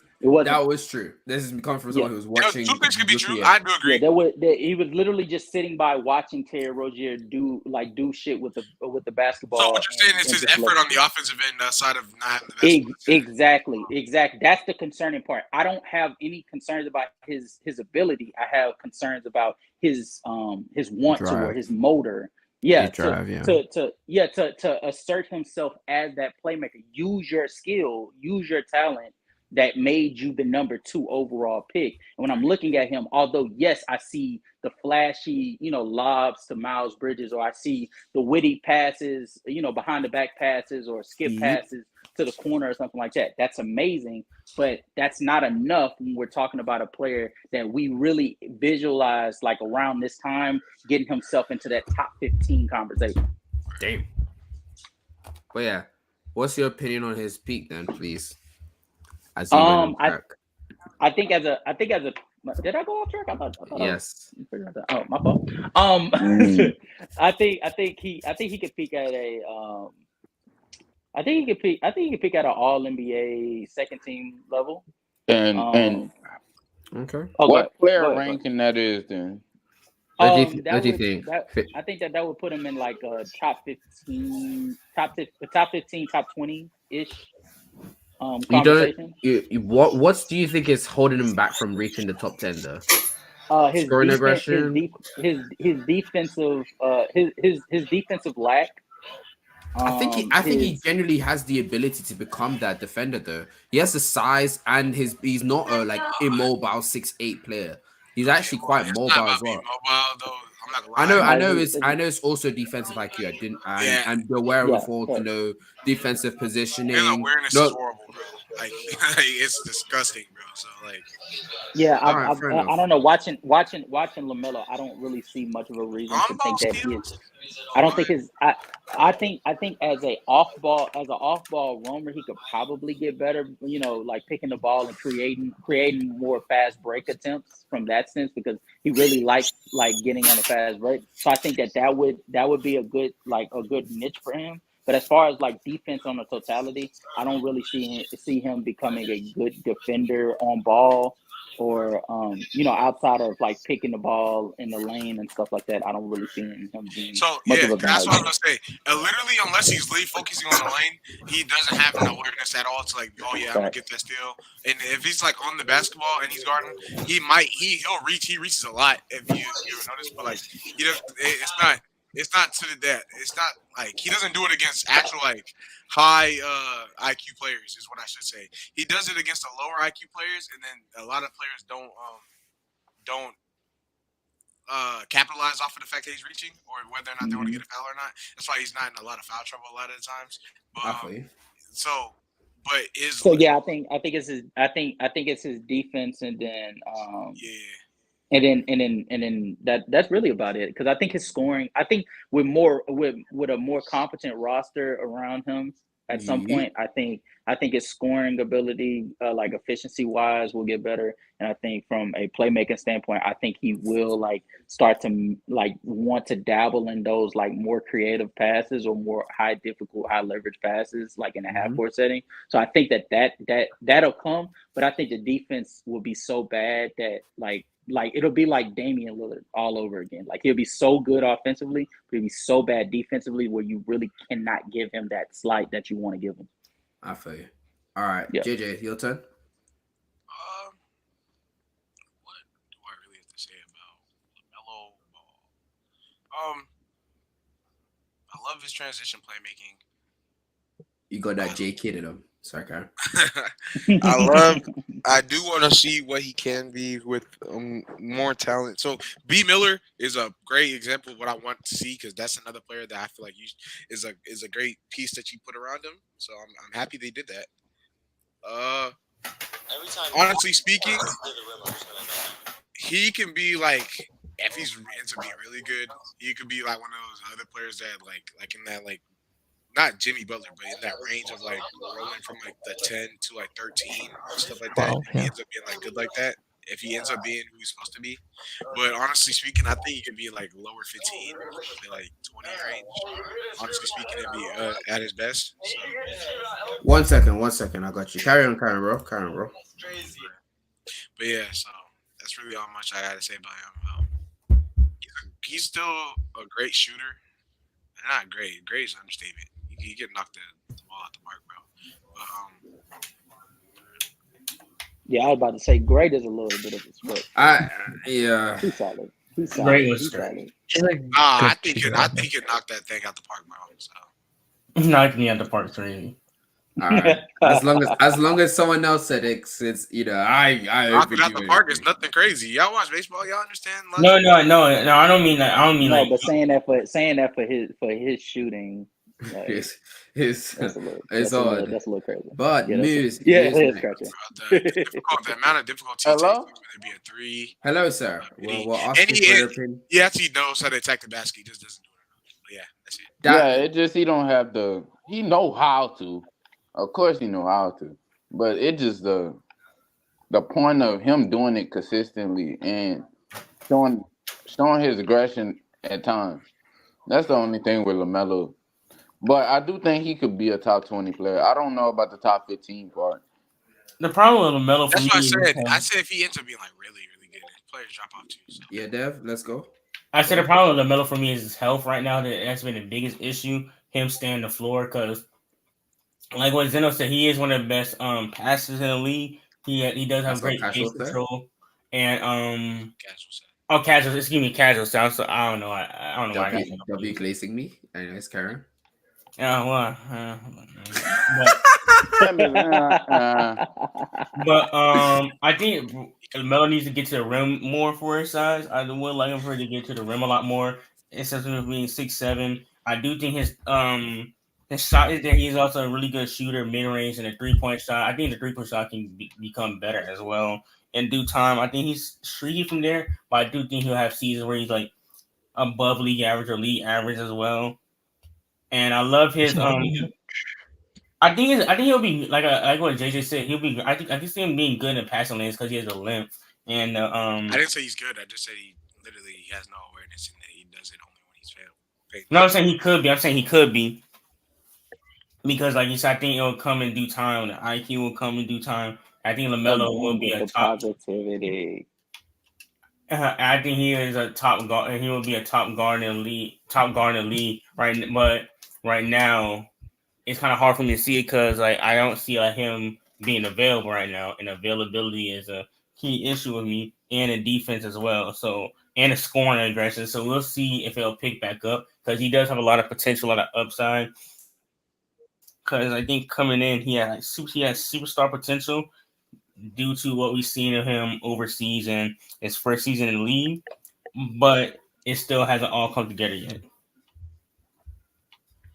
All right, then Sage, what's your opinion on this?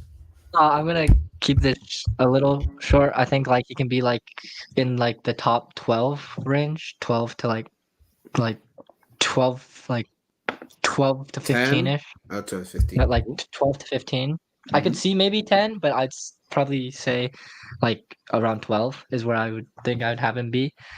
And then I think he could be like in. I think he could be 27, a second 30. team player and like Oh, second 27 team. and like 10ish. All right. I think.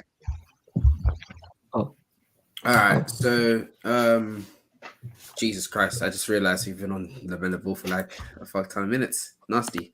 We can't be talking about Paolo Banchero. Your opinions on Josh Shitty? I mean Giddy, guys. gosh, kidding. Sage, your turn. I think I need to. I didn't really pay that much attention until like un, un, Until until the second half. yeah, Like until like the second half. So I think I need to see more like how about he him. plays a bit Mhm. because I don't have like a full grasp. But I think he's gonna be like I think he'll be a player that can just kind of Stuff and that can Shashi. do a bit of that can do a bit of A bit of everything. Yeah. a yeah. Like Okay. I really like I really I really I really I You like his really game? I really I really like his passing. I think that's Oh, something okay. that's really good. I really like his passing, but like in terms of his peak, I don't know yet. I need to continue to watch. No problems, bro. All I know is I'm gonna go off and say this. This nigga is offensive Ben Simmons with zero defense. That's what you gotta know about Josh Shitty. Offensive Ben Simmons. He does not have the scoring aggression. His 3-point shooting, even though he's a bit more aggressive than Ben Simmons on that point, he's still not a good 3-point shooter. So teams are not gonna close out on him. He's decent going again to the rim, but he doesn't get there nearly as much. He doesn't have a reliable jumper. So really and truly, even though he is good in transition, his playmaking is good. I ain't gonna lie, he's a good passer. No, playmaking. His passing is elite. I would say his passing is elite. His playmaking takes a dip because his scoring gravity is not as much as it doesn't even compare nearly as close to his actual passing ability. So when you think about that and then add it on to the fact that listen, you're gonna need more of a scoring load for whoa, pause. You're gonna need him to score more Why is that a pause? all right. Bro, just let me That's finish. I think he crazy. just be saying "whoa" for no reason, bro. Like Can you let me finish, Go ahead, please? bro. That's Damn. crazy. All right, so I just think putting that all together, I think he's going to be probably an all-star caliber player.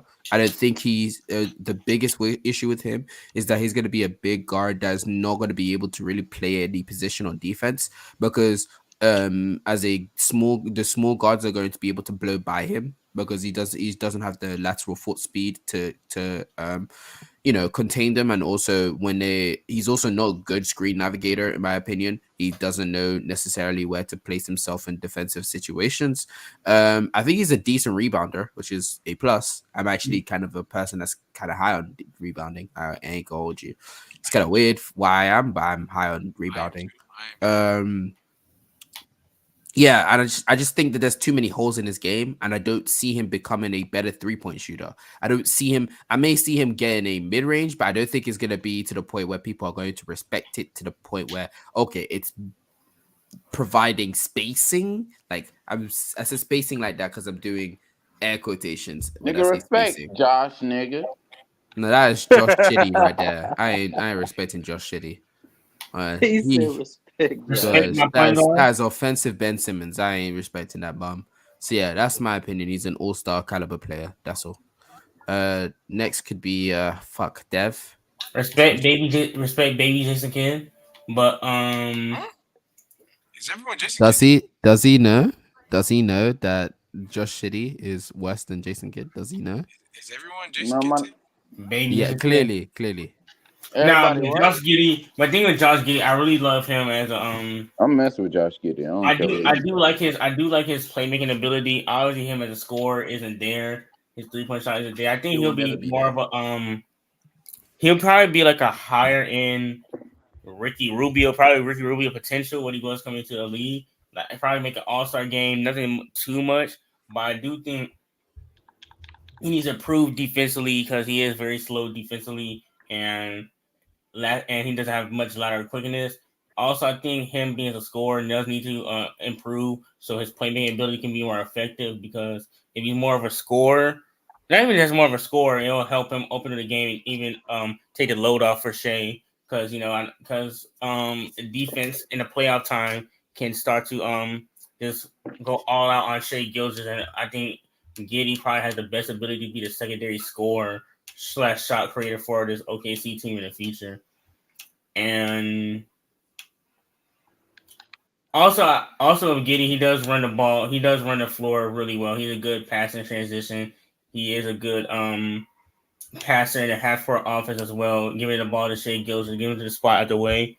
But I do agree on the points where he does need to be more aggressive. I won't call him Ben Simmons not that badly because he can score. He is not afraid to shoot the ball. I'll give him that. He's But just really, really bad at it. and man, he's bad at it, They but got room for improvement. Stop my it. team, Stop my the team, Josh Giddey slander. Stop it. Stop it. like what Moose said, I see Nah, that he improvement. does. He does. He does. He He does. does have the form. I do see an improvement come in. I'll let y'all cook. And if he do get this mid range, it would be a lot good. Yeah, but what type of shot create? Like what have you seen so far that makes you believe that he could become a shot creator good enough to be able to get a mid range off? Contested. Who, me? Yeah. Uh, You said if he gets this mid range, what have you seen from his no, I career didn't thus say far? if. I said I think he can get this mid range. Okay, so what have you seen so far that makes you think that he can be able to get the mid range off like contested?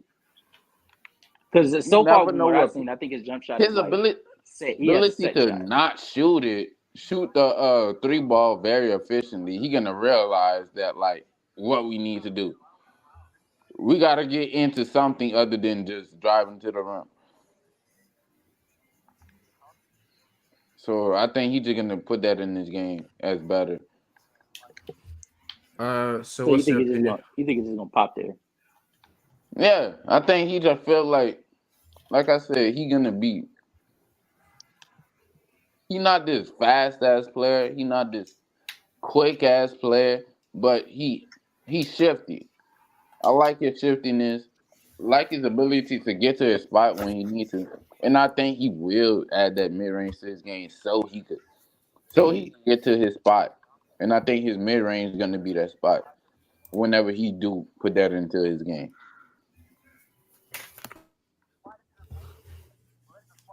Okay. But we could wait. We could wait for that. Y'all slander Josh get it Shitty. so badly. No, no. I don't know about Josh Shitty. I don't know about Josh Shitty. I just want to be realistic when it comes to it. You called him Josh Shitty twice. I'm crying. Yeah, Yo, I JJ. want to be real when it comes in. JJ, your I don't opinion have on it? much to say. I do agree with Mo on that mid range. I think his mid range. I think that's something that people don't want to talk about. I think he wants to be a better mid range shooter because he knows he's not that great from distance in the first place. I don't got much to say about him because he's not great. I thought he would be better. And the thing is, like, I remember I used to get talk to people and they would talk about, oh, he's the point guard, but I don't like the fact that they say that because honestly speaking, just because he's playmaking with the basketball does not mean he's the point guard in my eyes. Even irrespective, even when they say they lined him up there, I'm like, bro, if you go look at their depth chart or whatever, most definitely tells me that Shea is the point guard. I think Shea is just a better overall player, clearly, and we all know that. Josh Giddey as a player doesn't have a lot of stuff in his game. I think he should be better at attacking the basket, just based off of how he plays. He moves actually pretty well for him to be the player he is. So there's lots of room for improvement, but I don't really got much else to say about him. All right. Player in the league. Dev got his shit off. Sage got his shit off. Yo, and the JJ Raiders got his sounds shit giddy, off. man. That's all I'm saying. Moo, you got your shit off, right? And Yeah, I'm now straight. it's your Yeah, straight. turn, casual, sadly. Fuck you. Nah, I'll keep it short and sweet. Josh Giddey to me, I think is he's one of those players where I think playing for Oklahoma City, I think he's going to benefit like definitely off of Shea. He may even get a big payday when it's time to renew his contract. The only problem is I think eventually they will realize that the Josh Giddey Shea experiment will not work because Josh is just too passive of a scorer, and he's not good enough of a playmaker, as you said, to where it can benefit Shea. So they will go out and find a player that complements Shea better. Sadly, he's not. He kind of reminds me of LaMelo in the sense that they're both just not good half-court players. I don't think absolutely. They're both not good half-court players. Of course, it's for two different reasons, but it's the similar situation. Yeah, Karen. Yeah, I agree. And then I also think the further along Shea gets, the more comfortable Shea is going to get being the more ball dominant player, which I then feel like he's already comfortable being that ball dominant though. But keep going. Well, no, I think he's comfortable being like a scorer. I'm talking about running an offense from a scoring / playmaking, level, like being that combo guard. So I think right now he's the main scorer for the Oklahoma City Thunder. I don't think he's mainly thinking when he gets the ball, how can I make my teammates better? But I think the more you give him those reps, the more comfortable he will. That's where I got to push back because I was on the Shea train for a while, bro. I'm not gonna lie. Mm-hmm. And so before Giddey even pulled up on the scene, that was his whole main duty, other than CP, because CP literally helped him with that. You know what I'm saying? Taught him certain things that he never did in this game in the first place, right? When he was on the Clippers and when he first got there, right? And so right after CP leaves, he immediately jumps up and he starts averaging more points and just more assists. But one of the biggest things that he improved on was the fact of his advantage creation, right? And he was on in his what was it? I want to say his third year in the league because that was his third year. He played 2 years for the Clips and then carry on. He played 2 years for the Clips and then went to the Thunder. Yeah, he went to the Thunder and played 1 year with Chris Paul and did Chris Paul. So it was his fourth year in the league. In his fourth year in the league, he already became one of the better advantage creators in the league at that moment in time before Giddey pulled up. And so he was creating for a team that, like, when a guy like Lou Dort wasn't even able to create shots, he's creating for that guy, right? And he's over here putting them in the best position possible while also being able to understand the pace and change the game. And so my whole thing was when they added Giddey, they were more so looking the fact that let's just make you just go score the basketball. But in reality, I feel like he could have did both in the first place, and they didn't. They just don't want to acknowledge that they missed on Giddey, and so That's why they're Missed on Giddy. I think y'all. Have y'all been watching Giddy? Bro, He's not Giddy that is not a bad. player that I would want to pair No, next to Jay, is what I'm trying to okay. say. I hear what you're saying. I hear what you're I would saying. really True love to enough. carry this conversation, but No, we can let's move on. keep We on, can move on. please. All right. So then the next we have two left. I'm so glad we're almost finished. Okay, two left. The second to last is actually another player on that team, Jalen Williams. What's your guys' opinion on that? I don't got a huge opinion on him. He's pretty good. I think that's a better player to pair next. But like, bro, I think he should be running. Bro, you see his size? The nigga 6'4" running 5'4", by the way. Bro, that's a whole shooting guard. I don't care if you put on weight. That's a shooting guard, literally. Like, And he's a small forward shooting guard. he literally plays like a guard, and he plays bigger than what he is, and that's good to have at your 2 guard or your 3. But that's that. I'm telling you, I'm having him run the 2 easily. Yeah, I don't like in him. any other scenario. I don't want him at the 4. Yeah, I have him at the 4 too. He's a shooting guard. No, he plays the power forward. I'm looking at the play-by-play data. It says that he's been shooting guard 71% of the time. So what did they rotate their lineup into? Because there's no way he wasn't running power forward. 1 second. He was literally running power forward on that team. So it lists the power. No, it lists the power forward that the person that was playing it as most was Josh Giddey. Josh Giddey. That's a nasty ass fact. So it was Shea. It was Shea. No, we Jalen. really That might be wrong, bro. Like not what you're looking at, but like the way that they recorded it might be wrong. But no, that's the thing. Like that's the problem with Thunder. it's because they were so we have no bigs. switchable. They were so switchable. They were so small. They were so small. Yeah, exactly. They were Like, so small. it's like you can rotate that team from power forward, whatever. And I don't. But I'm telling you right now, if you're actually physically watching the games, Josh Giddey was not on a low block, trying to grab rebounds and stuff like that. He was most definitely on the perimeter and stuff like that. And on the offensive end too. So I don't think that wherever you found that is correct. Oh well, L basketball reference. Yeah, because no B-ball reference. Like if he's listed as a shooting guard, that's good because that's what he is in my eyes. But I'm saying because he picked up weight due to the fact that he literally was running the 4. I know he was because if you're watching the games, he was there at that spot. But if they listed him as a shooting guard, it's a whole different thing. So. No, because it's saying that Josh Giddey played 67% of his time in power forward.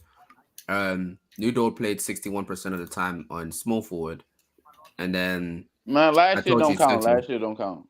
Yeah, I'm not even gonna. Yeah, I don't. Yeah, last year we literally had no center, so it's like it didn't really. Okay, then what? Okay, what's the point of having this conversation then? Because that's what I'm saying. Like, what I'm saying based off of what I saw last year, where he was running, what I was watching. Literally, he was a power forward. That's just disgusting. That's easy.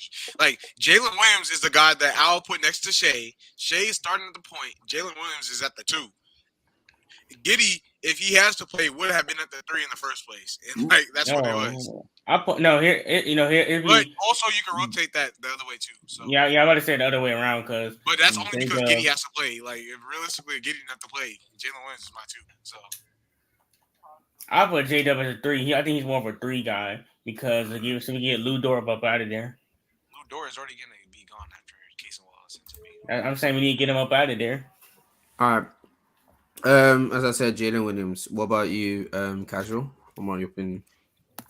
You ain't got nothing. You ain't got nothing for me. Hell of a role player. That's all he'll be. All right. Damn. Goddamn. All right. Dev. Thank you, Dev. That was so informational. Moo. Facts. Thank you very much, Moo. And then last but not least, Sage. I don't got much. Great. So no one really has much to say. I guess I'll speak a little bit about. I know you, but I think you want to talk about Jalen Williams. I don't actually want. I'm not gonna lie to you. I'm trying to run through these last. Yeah, J-Dub. He don't got nothing to say. I don't got nothing to say about J-Dub. Yes, there's not much. J-Dub showed like I do want to see what he do this year though. Like this year gonna determine what I need to see. Okay, so for J-Dub, I've seen a little, but I think with J Dub, he's just gotten progressively better as a shooter the longer the season goes. He became much more comfortable with his handling of the ball in general. He's actually become way better. Has way better IQ the longer that he actually played, and that's actually shows in the first half of the season and the last half of the season. I think that really and truly, I do think it's quite early for me to bring him up right here because at the end of the day, we don't actually have much information on him and how he could get better. That's actually why I didn't really want to bring up Paolo, but hey, I guess you guys already have your opinion on Paolo. I don't. I just haven't seen enough of him to talk about him. That's what I'm saying. I don't usually want to bring up first year players because we just don't have enough information on them. Facts. But yeah, that's what I go to when it comes to Jalen Williams as well. I don't have much information on him. From what he showed me in this year, I think he can peak out as like an all-star level player if he does work more on his shot creation, if he is able to add on volume with his 3-point shot, which is average right now on lower volumes. And as he can get better with his mindset when he attacks the rim, because he actually attacks the rim similar to like, I want you to listen to me when I say this, similar to Shea in the sense that he uses his length and his guiles and steps to actually get past defenders and tries to change his pace to really beat defenders in general. It actually looked like he learned that shit from Shea. It low-key looked like he learned it from Shea. But last but not least, off ball. Tell him about the off ball. What about you tell him? How about that? Okay. Yeah. He's really, really good as an off ball player. Especially like he's one of the best players I've seen actually capitalize on sitting in the dunker spot because early on in the season he could not shoot. And so the coach started running stuff, especially once the big man went down. I forget the name of the dude. But once the big man went down, the coach improvised and started running schemes that best benefited Josh Giddey and Shea's like ability to create avenues for the players like Lou Dort and Jalen Williams who couldn't shoot at the time. And so Lou Dort, while he struggled to capitalize on sitting in the dunker spot, Jalen Williams excelled like exceptionally. And then once he became a better shooter over time, like you were stating, Xeno, it ended up benefiting the roster like in a whole because they gave them another scoring option when all else failed with Shea and Josh Giddey to be able to throw it down to Jalen Williams to be able to get a quality finish around the rim, or Jalen Williams sitting in the corner could be able to hit a three. So there we go. All right then. Last but not least, Draymond Green in Toronto, Scotty Barnes. What's your guys' opinion on him? Yeah, I'll finish this. I'll finish it off. I think with Scotty, I really like his game. I know he struggled this last year, and he had a What is his second year? Right? What is his second year? Third year. This is his second year. This is gonna be. Oh no, second year. Is it second year? No. This past year was his second year. This upcoming year is gonna be his third. Oh yeah. Yeah, you're right. Yeah, I know he had a little sophomore slump, but I think he showed a lot of promise in his rookie season. He has a nice handle for his size. The jump shot's not there, but I do think he could be one of the best defenders in the league. Probably be an all defensive player, team player, maybe a DPOI candidate, maybe. But I do like Scotty Garn's game as a Scottie Pippen. He's about to say that's crazy.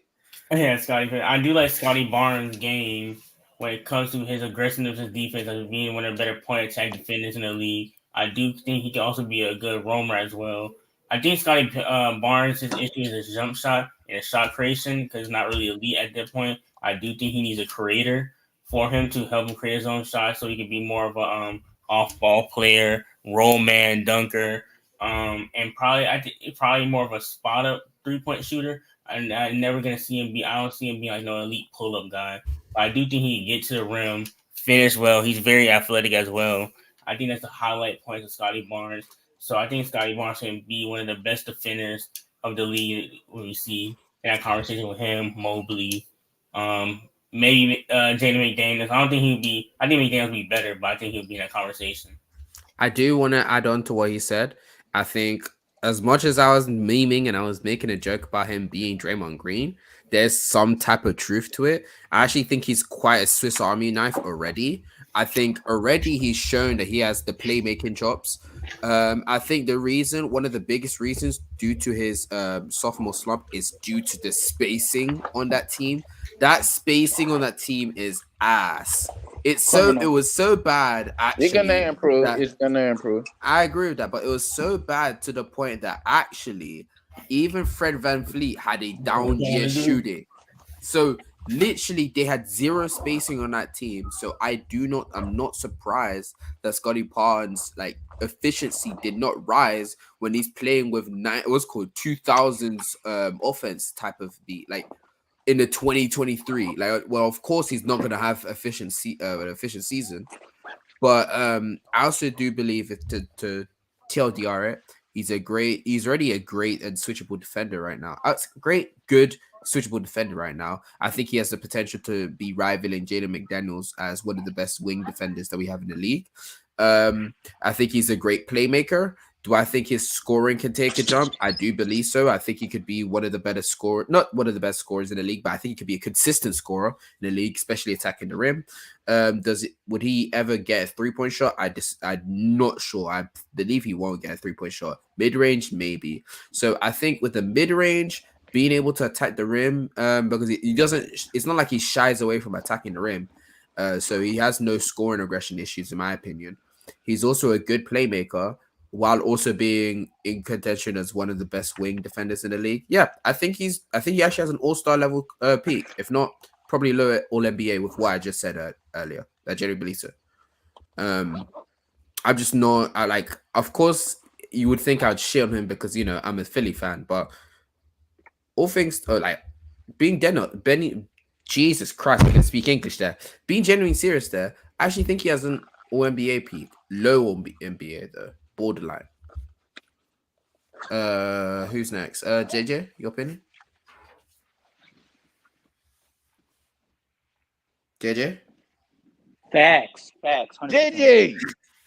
This nigga JJ dog. All right, Moose, your turn. Who are you talking about? Scotty Barnes. Yo, can y'all not hear me? Yeah, we can hear you now. Bro, Okay, I was about this to nigga say my might be buddy. ass. All right, bro. Scotty Barnes, it's time for you to No, you don't get to speak no more. That's crazy. Scotty Barnes, man. Honestly speaking, solid playmaker, but I really don't have much else to say for him, bro. Like, I don't care for Scotty Barnes anymore. I used to. Yeah, you're cutting in and out, bro. I said I don't really care for Scotty Barnes as much anymore. I used to, but not as much anymore. So. Wow, that's crazy. Yeah, just turn it up, man. You know what I'm saying? Me? Everyone's watching. Me, your opinion? You don't got no opinion. Yeah, probably a bot. But yeah, Dev, your opinion? You don't got no opinion either. Facts, Dev. Casual, your opinion? Nigga just skipped me, huh? Bro, we literally said you was the first person I went to after JJ, and you didn't reply. No, you didn't. JJ, did I not do that? Nah, JJ. You ain't had no JJ don't lie, JJ. He didn't do that. Huh? Sure, casual. Did I not say so? Yeah, he lucky did. Why you didn't have no opinion on Scotty? This is like his third year. What? You had no opinion. Talk about Scotty then. Damn. With Scotty, I do think he need his own team built around him. The thing is, with Siakam, like the way that the Raptors are moving, I need to see. I just need to see more with the way the Raptors are moving. They need to trade Siakam, get him adequate spacing pieces, let him turn into the Scotty Barnes that we think he could be. I know coming into the league, niggas was saying that he basically Giannis without the super aggression and the dominance. Even though I don't think that's true, but that's Draymond Green. I ain't gonna hold you. That's crazy. But I do think he could up his efficiency. He could up his I don't know how his shooting look in the field, but I do see him as a good playmaker and probably like a top 20 playmaker that soon to be in the league, bro. Probably more than that. Probably 15 to be real. He really good though. I really like Scotty, but they got my guy Grady Dick on the team. A real floor The space big, on the the team. big, the big. All right, let me chill. The big what? Nothing. Carry on. All Carry on. Hey, I got a cool question though. What do y'all classify Scotty Barnes as? Is he a 3 or 4? I I think think he's he's. a I think he's a three. tweener. I think he's a tweener I think between he's a both. of them. 3. I see, but see. All right, see, that's the low key. That's the problem. Because I think if he's just if you just gonna put him at like the 3, I Doesn't think provide spacing. Yeah, it I know doesn't. what you're Yeah, saying. Oh, You I don't know gotta yeah. what you're build. saying. I don't You think can it. build. You can get other floor spacers. Yeah, I think you could get. You Put him in should the get floor spacings No, but around. I don't think That's you. the I don't thing. think you can maximize. I don't think you can max. I don't think you're maximizing his ability as like his ability as being like a roamer or something like that. If you put him at the At the end 4, of the day, I just need y'all to realize that realistically, whether or not we say he's a 3 or not, when he's playing basketball, he could literally just be playing the 4, and I'm calling him a 3. Because guys like him, if you just get a floor spacer that's able to move around him at the power forward position, he's still able to. Like, I'm not like if you get like not like a dude like Porzingis or something like that, you put in the 4. Like, you need a person that can actually move at the 4 because well, no, that no. team in general Okay, needs to beat. so what I was leading with that question was if he's the 3, then 9 out of 10 they're keeping Pascal Siakam, which means That's which is that good for them, in my opinion. say it again.